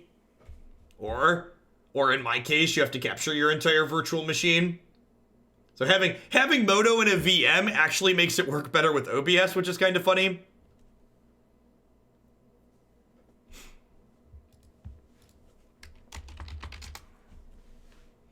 For subs, you will always be able to find my take on whatever bannings happen in Pioneer the next day by typing !! bans in chat. You can also access that command while I'm offline too. If you're like, hey, I didn't catch Jeff live today, what was his take? Are there any overlays for MTGO? What do you mean? Window capture the entire VM. Tomato, tomato. Twitch overlays. I mean, like, no, I guess, but like, do you really need an overlay? What do we need an overlay for? What's having an overlay accomplish? An overlay is like these elements, like me and like my things over here.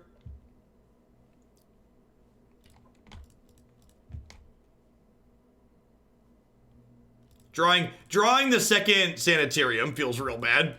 It's actually the first time that's happened to us in 4 matches. You mean like Deckmaster? No. If Deckmaster existed, I'd be using it. So the reason why I'm not using it is because it doesn't exist.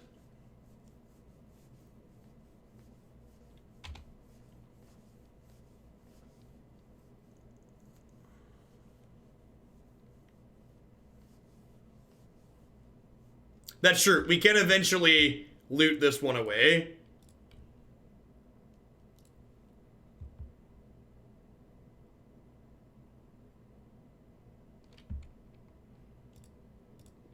Well, I'd really like to hit a land drop, so I'm going to play this. Yeah, remember when TOD could hit Planeswalkers? Pepperidge Farm remembers. Feels bad, man.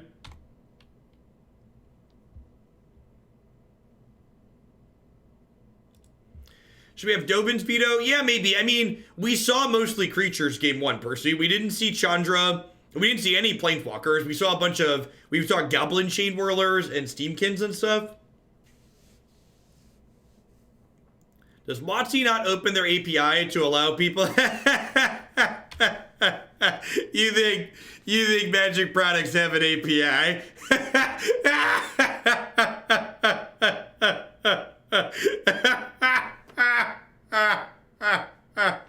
Alright, I needed that this morning. That was good. Sarah, thank you for the 9 months. I appreciate that. Welcome back. And actually, here's a fun fact. Did you know that Hearthstone does not have an API? Richard Garfield developed Robo Rally before Magic, but WotC didn't have the money to risk printing it, so they asked Garfield to come up with a lighter game people could play in 30 to 45 minutes. You know, I've never played Robo Rally. How does MTGA work without an API? There's a log file. They scrape the log file. They scrape a debug log file. Hearthstone actually works the same way. Hearthstone does not have an API.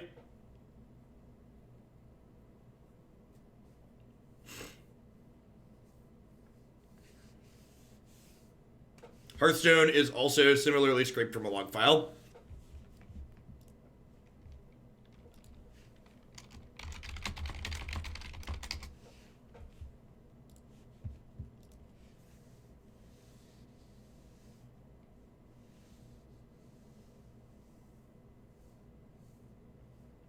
APIs, for people not familiar, stands for Application Programming Interface.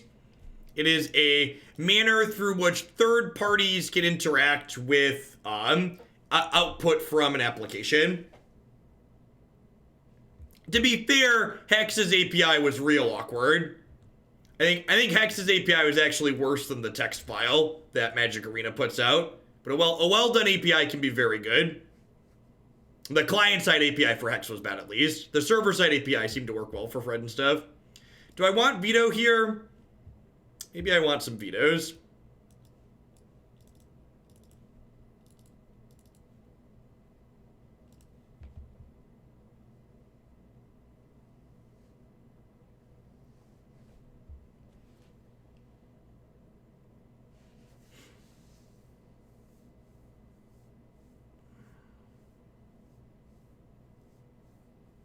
They had 3 cards in their hand, Polly.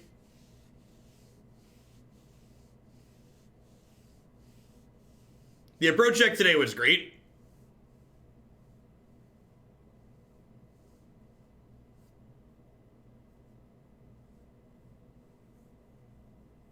Mythgard has an API on their roadmap. It's on their to-do list. They're an actual factual small indie company, so I'd like to cut them some slack. As far as I know, Wizards does not even have it on the Arena to-do list.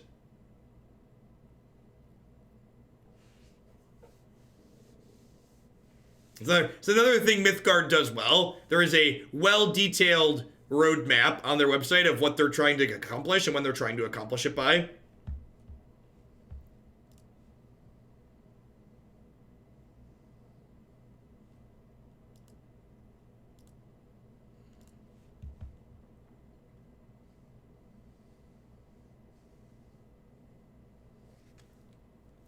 Veil's technically still legal on Moto till 2 o'clock today for another 3 hours. A friends list was supposed to be out this month. We were supposed to have a friends list this month. We all know how that ended up.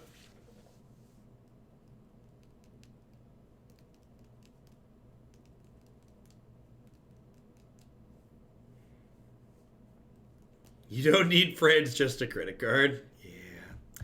Yeah.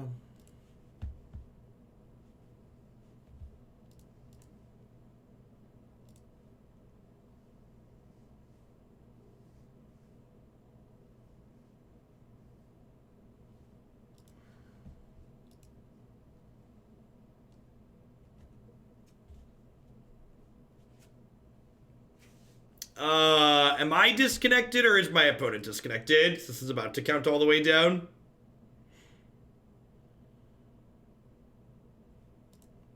Oh, my Moto might be disconnected and not have told me. Nope. Are we back? Are we here? Maybe? Did we sideboard? Do I have vetoes in my deck? I do have vetoes in my deck. My opponent DC'd maybe?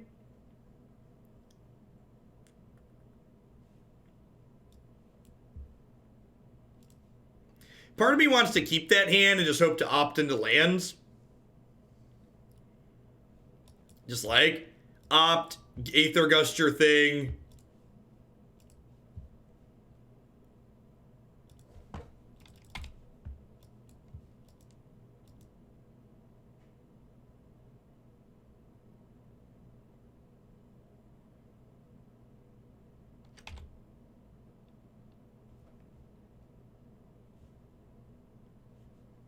It's a good draw.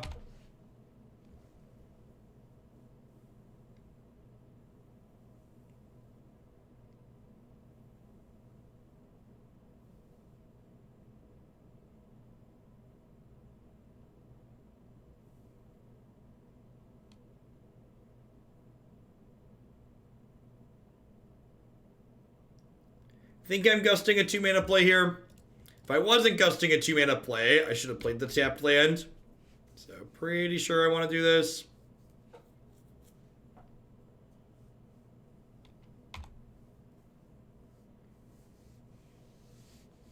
Yeah, they walked back doing historic only cards, or at the very least they removed it from the timeline of happening this fall.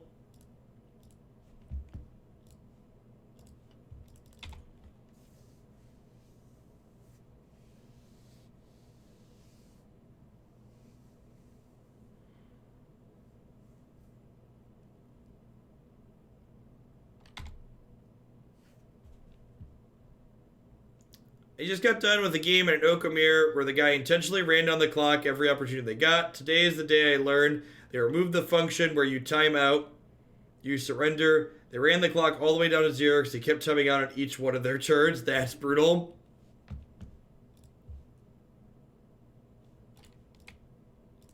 YOLO. They're drawing 2, I'm drawing 4. As you will.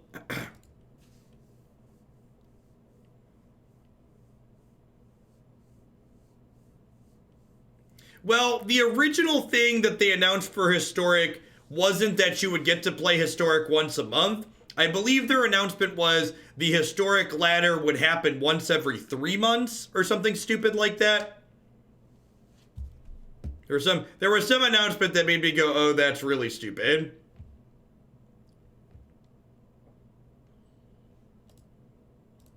Something, shut up and play Standard, people.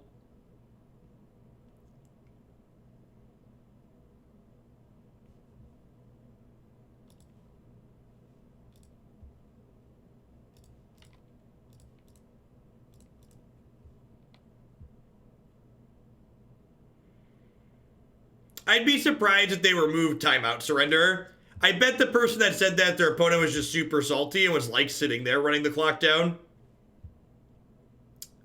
I would assume that's what happened.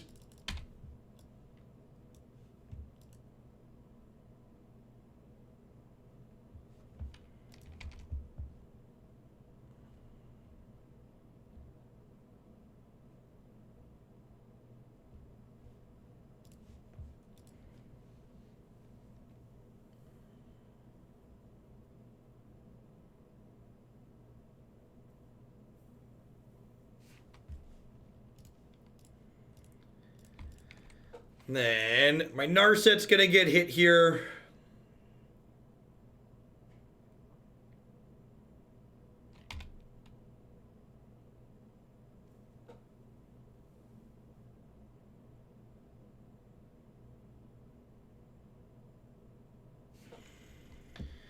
Oh, drawing another time Raveler feels bad. Maybe we're gonna tuck this next turn. Would really love to draw a Last Breath here. Oh, I should play my Scryland first. I'm gonna scry into a Last Breath, aren't I? Deck in Stone is perfect. The Veto is actually a pretty good draw here. A lot of their good plays from here are non-creatures. Yeah, we're gonna go back to Standard next week after the bans. I know we'd have more viewers for Standard, but I just can't. The format's awful. Croquis is a trooper. I'd recommend going to watch Croquis if you want to see someone slog through Standard. Him and Show are just like smashing their head into that wall. And I didn't quit my office job to play that crap out.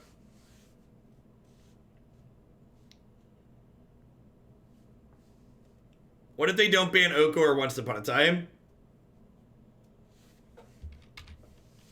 Well then we'll reassess. At a minimum, I'm playing Twitch Rivals next week. So there'll be some Standard on this channel for Twitch Rivals.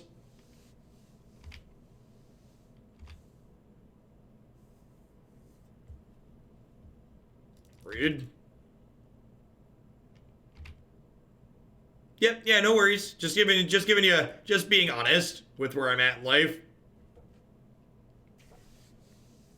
This is where I am. And I appreciate you being here for Pioneer. Alright, really need like another deck or a Last Breath here.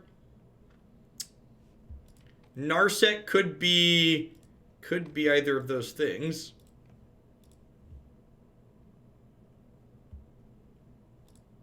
I do think that the Veil ban in this format is foreshadowing that they plan to ban it in Standard. I expect that to be the case.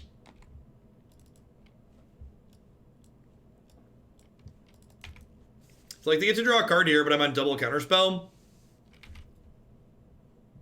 Yeah, like, honestly, I'm expecting my sub count to dip at some point in the next month because we've been doing so little Standard.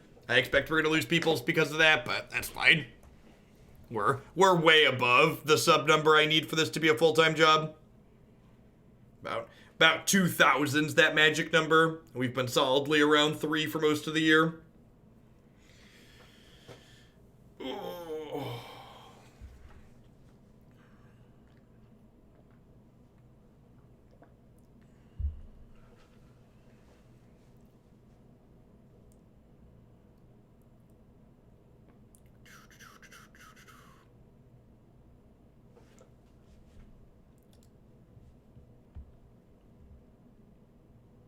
Been here since the time of Hex. Well, thank you for the 36 months, Dystopian. I appreciate that. Welcome back.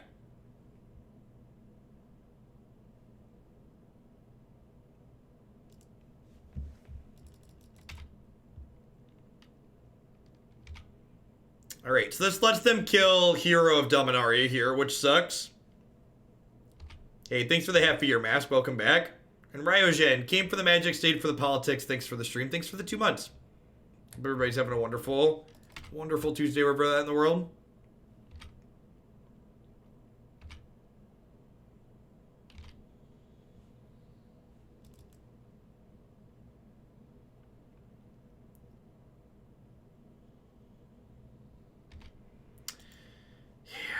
Yeah, this has been a rough matchup. Like, I feel like this match has been a really great example of the wrong half problem. Like, I've struggled in, like, game 2 we lost because I had a bunch of verdicts and they had a bunch of planeswalkers.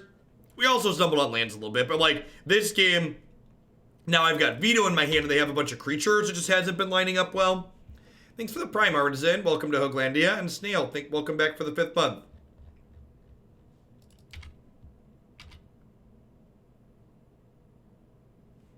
For people wondering why I'm not playing this out, they have Sorcerer Spyglass. I think I also messed up, and I ended up boarding out my cast outs of my D-Sphere, right? So I just like don't have a good answer to this card right now. Akirian Death, welcome to Hooglandia. Thanks for the Prime. Only ever sub to get timed out like old time's sake. We got you. Aim to please. All right, well, I've got 1 Supreme Verdict in my deck. It's worth playing Teferi for the static.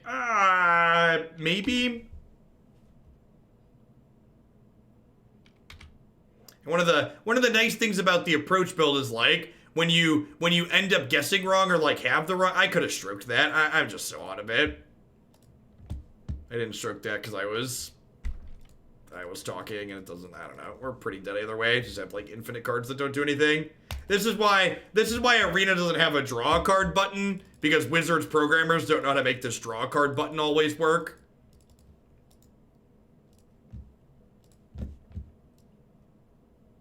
I was just kind of off this game. Like, most of my Supreme Verdicts were in the board, my cast outs were in the board. And again, like, when you have approach, it doesn't matter if you have perfect answers or not, because if you don't have perfect answers, you can still just like win the game with the combo. Yeah, it's gonna be the last of our magic for today.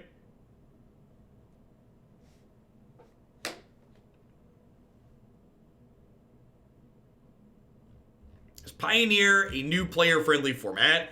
I would say in general, non-rotating formats are inherently not new player-friendly. That's what Standard's supposed to be, the new player-friendly format. Like, jumping into a format where there's like, you know, half a decade's or a decade's worth of cards is inherently not new player-friendly.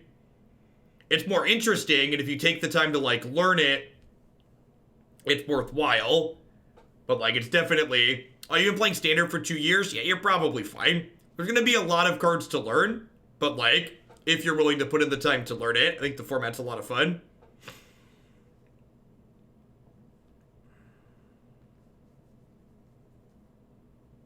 What's the best way to start with Moto then? With the most powerful card in Magic the Gathering, your credit card, you can in fact start with whatever you want to do.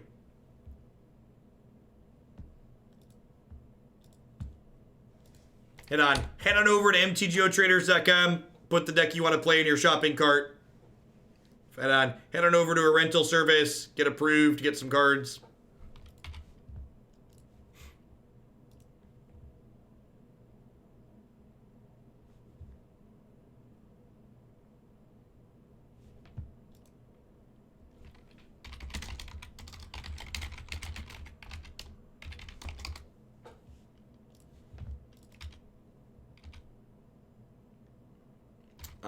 I don't think Brazen Borrower is going to go down for its lifetime in Standard.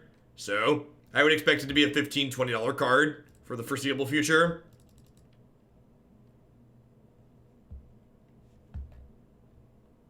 I just signed up for Prime because I enjoy your Pioneer content. I definitely won't be sad if you don't play Standard anytime soon. Thanks, Akarian.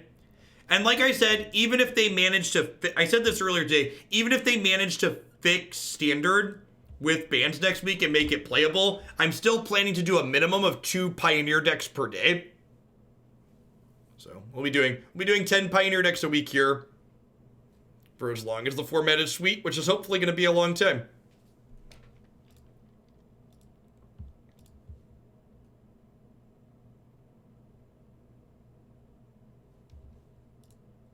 Field of the Dead's expensive because Magic cards have a long price memory.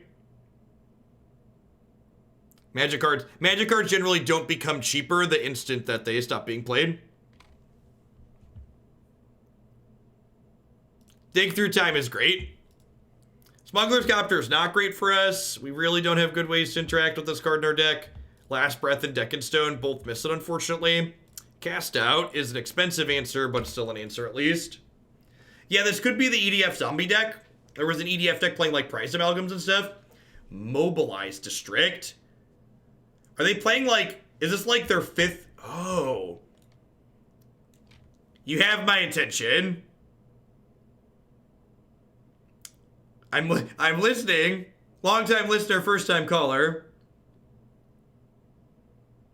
They must be a squid deck, right? I'm excited to find out what kind of squid deck they're playing.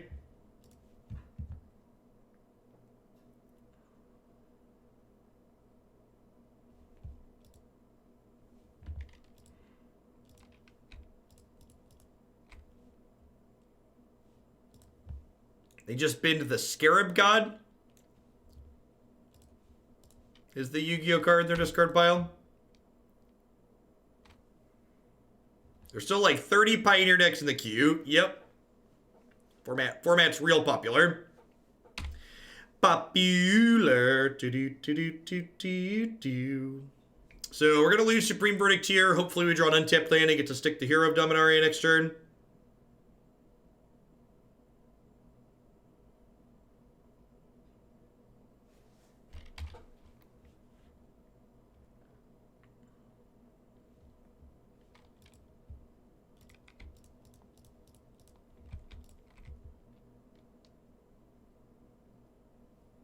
Why Copter and not Reshaper? Because Reshaper dies the Supreme Verdict, and Copter never does, and any other creature is going to let them crew. Is going to let them crew the Copter.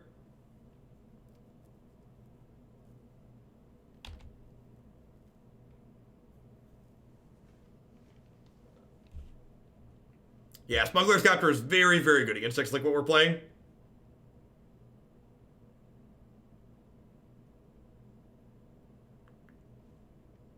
Definitely a Deep Fiend deck.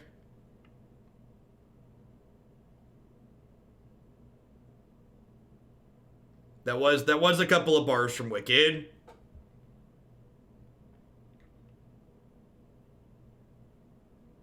I had a lot of community theater growing up.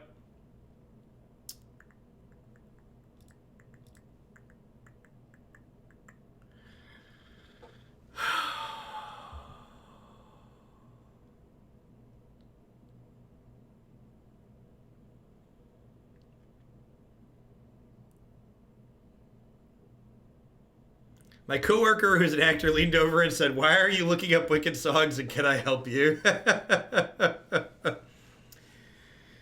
Maybe they're playing Mobilize District and and Mutavault. Like, they're just, like, playing, like, 6 creature lands. They do need a lot of colorless sources for Mana Reshaper.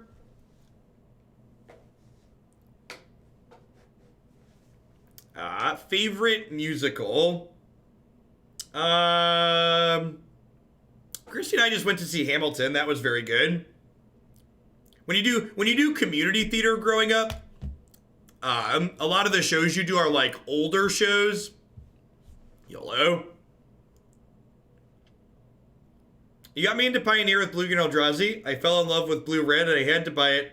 So, my last free spending money with the sub. You'll get those sweet decks and I'll be sending in a 3-month sub under my new bridge. Sounds good. I appreciate that, PCP.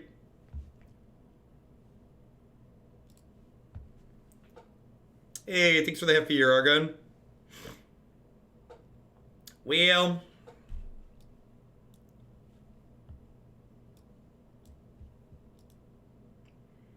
we did, there was a show called Once on This Island or Once Upon an Island. It's been a long time. That's like, we're like a decade and a half ago at this point.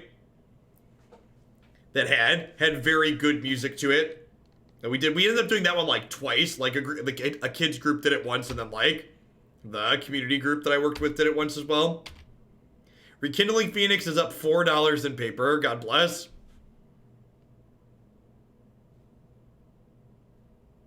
All right. Well, I'm gonna save my Teferi then.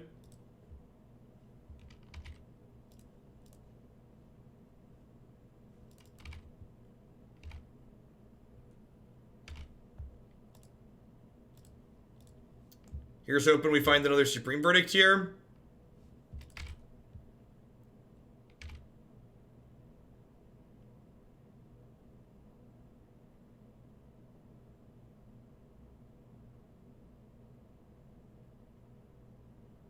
Wait, what?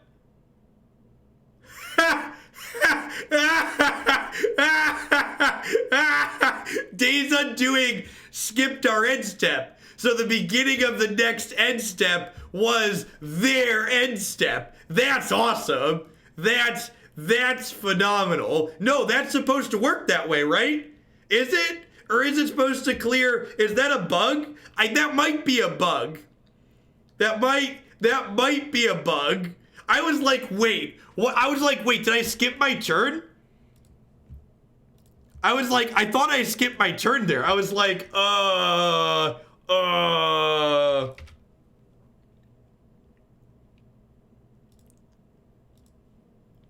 That's phenomenal. Super excited that just happened. Magic's great, chat. I love Magic. Was like, I was super confused. I like paused to check the game log. I was like, what is going on? What do I do with my hands? Man, the fact that they didn't kill this hero of Dominaria and let me chump with the Mutavault was huge. I'll take things missed in paper for 1,000. Yeah, right?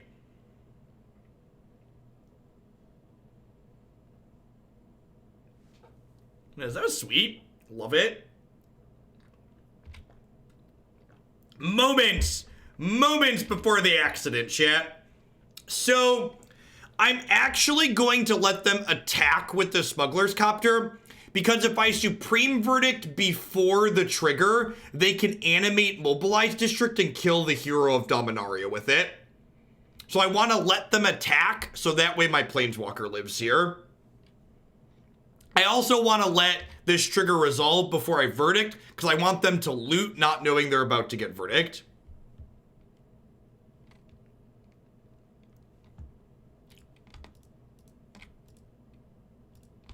Alright, goodbye, friends. So, for people that are missing what I was confused and amazed by, the card Days Undoing, if you cast it on your turn, as part of it resolving, it ends the turn, which meant I didn't have an end of turn, or the beginning of my next end step, for Teferi Hero of Dominaria's trigger to resolve. So Teferi Hero of Dominaria there resolved on my opponent's end step, because their end step was the beginning of the next end step.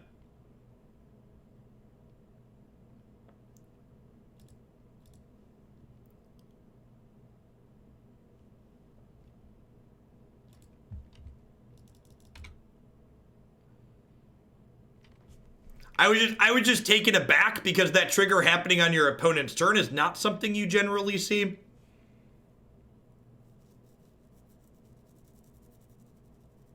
Are we gonna win this game somehow?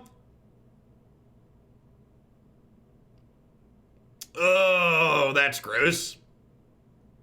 Well, we were ahead, and then that happened. So this thing eternalizes to draw them 4 and discard 2. I guess Time Raveler deals with that, and I have Cast Out for the Smuggler's Chapter. The problem is Mobilize District then kills my Teferi. It feels like we're potentially still in it here. Yeah, Hero's Downfall instead of Rider seems weird in their deck that probably has Emerge creatures in it. Is it worth it to Detention Stone over Castle? I don't think so. Maybe, though.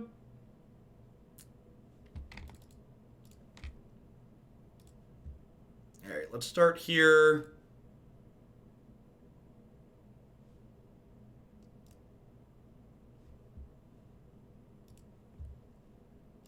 I think I'm just going to plus Teferi again here.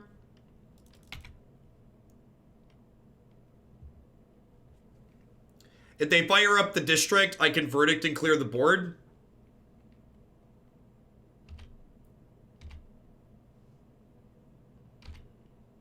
If they don't fire up the district, I'm going to Detention Stone this.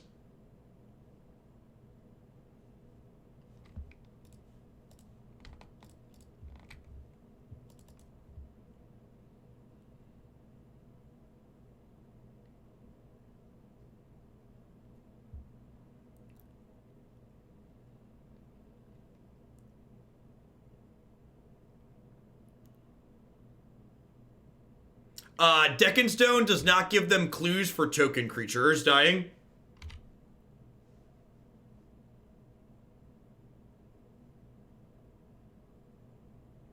Teferi Time Raveler is very good in this deck. There are a lot of cards in this deck where their primary downside is being a sorcery, and Teferi Time Raveler getting around that is huge. Alright, so we've got 9 looks at another Supreme Verdict here. Didn't need them. Nothing but net. Oh! Oh! Oh!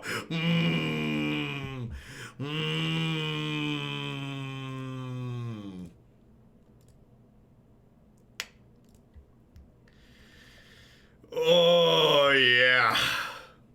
Oh, yeah. Commit to memory, Detention Stone, yep. Any order on the rest of those. So now we get to plus this, and then we get to Verdict them, plus deck, plus then commit something. I don't have quite enough mana to do that, huh? I'm 1 land short here.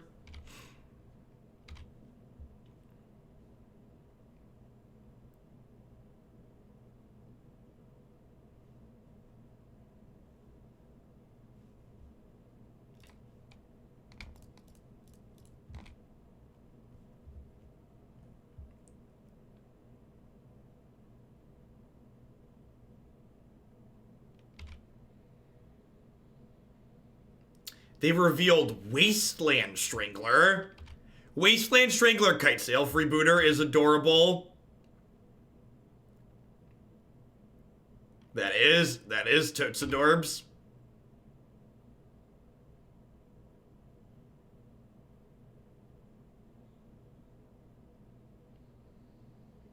Scarab God, sure.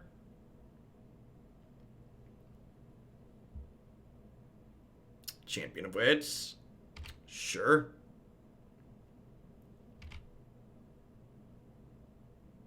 Oh yeah, that doesn't do anything. Alright, so I've got 1 more Verdict left in my deck. I think I should deck and stone this because it comes back otherwise, right?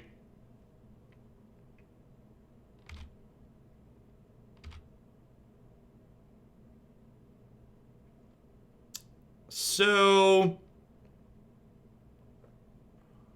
Huh?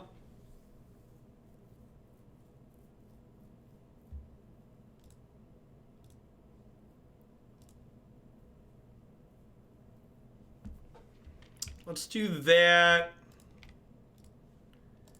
Let's do that. We can commit to memory something here.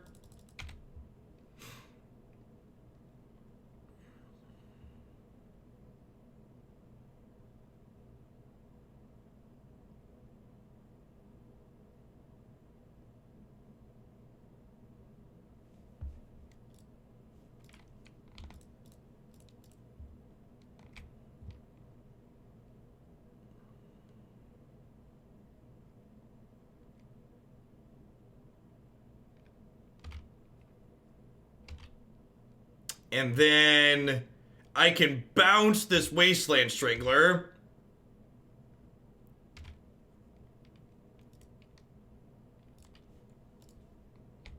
So Petty Theft that. Land. Rats. Never lucky. Looking for a land. Looking for a land. Perfect. So we'll plus this so I can cast it out of the bin. And then, can I play this Narset this turn too? I think I can, right? Yep, totally can. And then, on my opponent's draw step, we're going to cast Memory, which will shuffle their hand back into their deck and let us draw 7 cards. Narset says they don't get to draw. As you will. So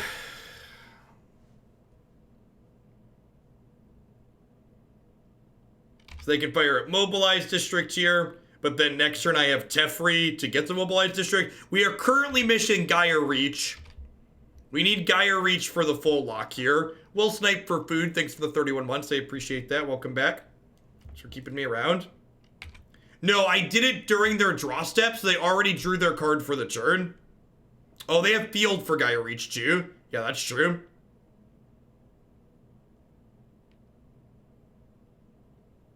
Or they could just kill that. Yeah.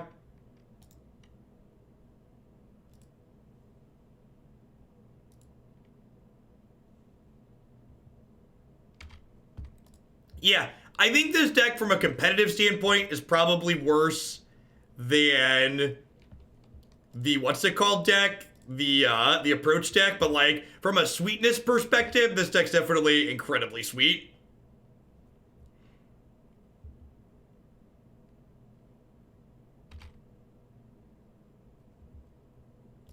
Hey, Captain Command, thanks for the 1.5 years. I appreciate that. Welcome back. How about another commit to memory?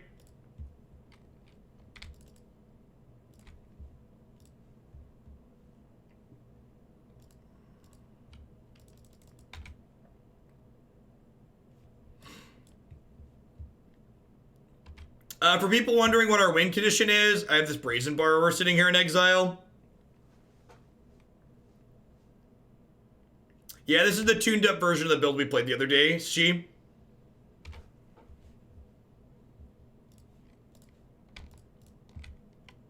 These 3-mana Teferi is just unreal in these blue-white decks. Like, there's just so many sorceries in these decks that you just like are so much better as instants. Like, Deck and Stone is, like, already great.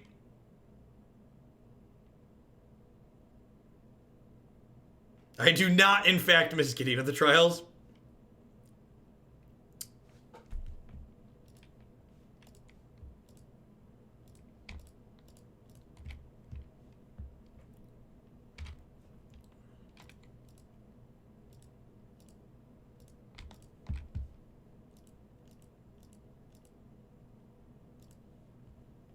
Alright, looking for a colorless land. There it is. I would love a Hero of Dominaria as well to continue just snowballing endless card advantage here. Hot take, most sources are better. It's fair. It's a fair take. It's garbage time. You don't have to go home, but you can't play here. Yeah, so for people that don't understand how this works now, during my opponent's upkeep, I'm gonna make them draw and then discard with Geier Reach.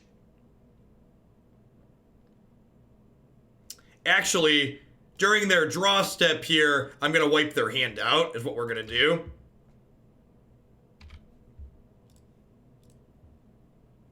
Be careful not to deck myself. Yeah, we'll win before that happens. So now they draw for the turn. And then we'll do this. So their hand goes away. We go up to 7 cards. Oh, maybe I should bounce the clue. Oh yeah, I could bounce the clue with the Brazen Borrower. That's a good call.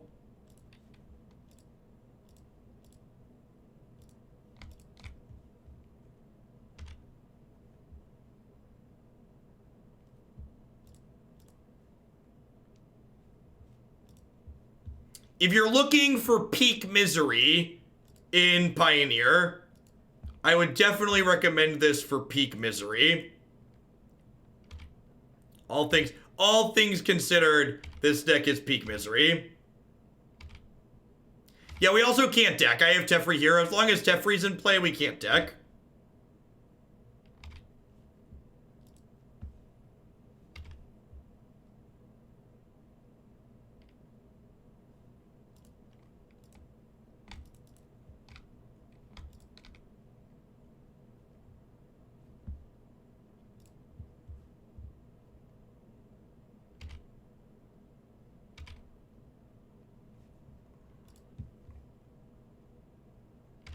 I suppose they get a draw step this turn, which is unfortunate.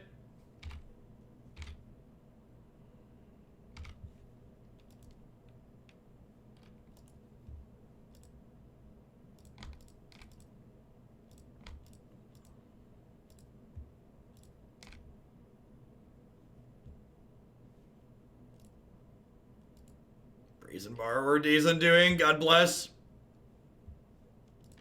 And Days Undoing can shuffles our graveyard back in again, which is great.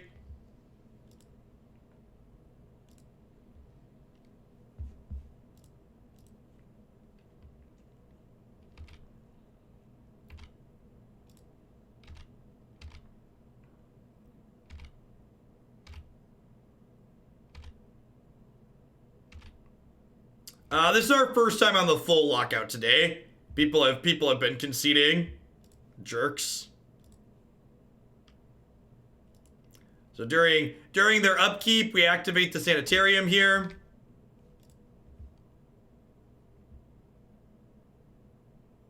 Which means they draw, then discard. We draw, then discard. And then Narset says they can't draw for the turn.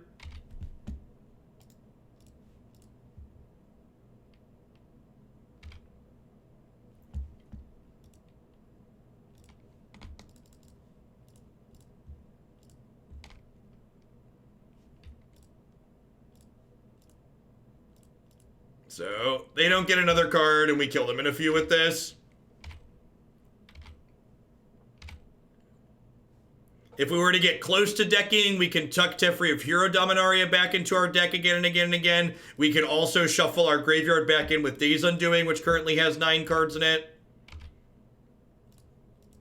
I'm glad we finished this set. This deck's a treat.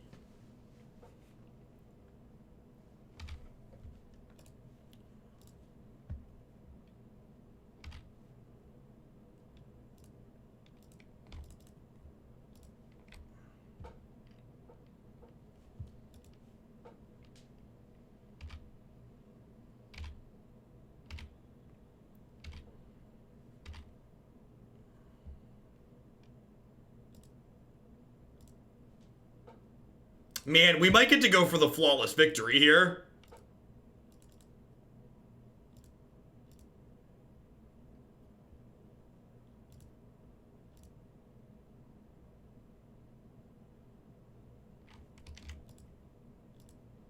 Why won't it let me? Is this concede lag? I don't understand. All right. Nope. Client's just like doesn't. There's too much going on. It doesn't know how to process.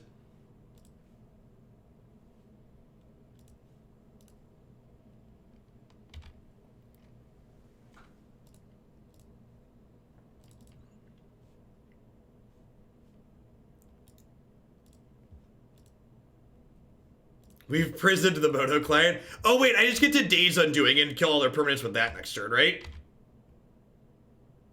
Garbage time is a parody of closing time. Yeah, they're probably playing for the timer, but that's okay. That's okay. I want to perfect them.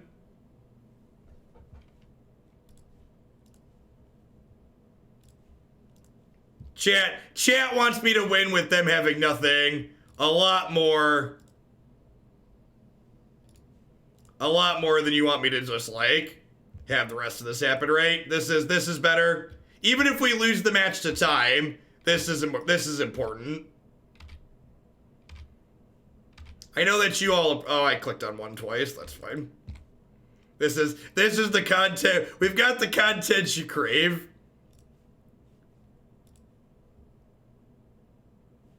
That's the bingo. That's the bingo. I'm going to tweet a picture of this one.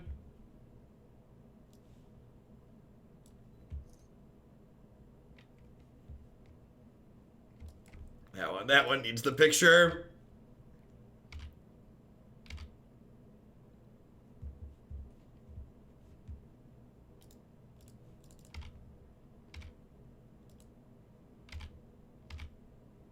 Yeah, their hand's empty as well. Their hand is also empty. You get nothing! Come back again in one game.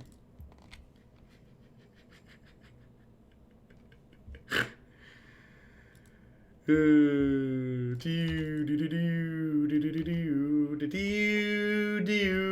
is game one. This is, in fact, game one.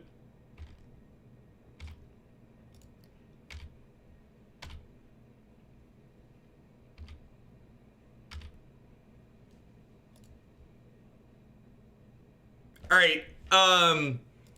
I actually just got a message from Christy, and I need to end the stream early today, so we're not going to make it to Mythgard. I'm going to try and see what I can do to finagle the schedule to fit in another day of Mythgard later this week, but I need to be done right now, actually. So I don't think we can win this match in 8 minutes anyways. We got the screenshot of perfecting them out, so that's fine. Listen, our opponent deserves that match win. So I'm gonna go ahead and be done for the day. I should be back tomorrow at the normal time. Yeah, we should be fine. I think we're gonna be fine, but I need to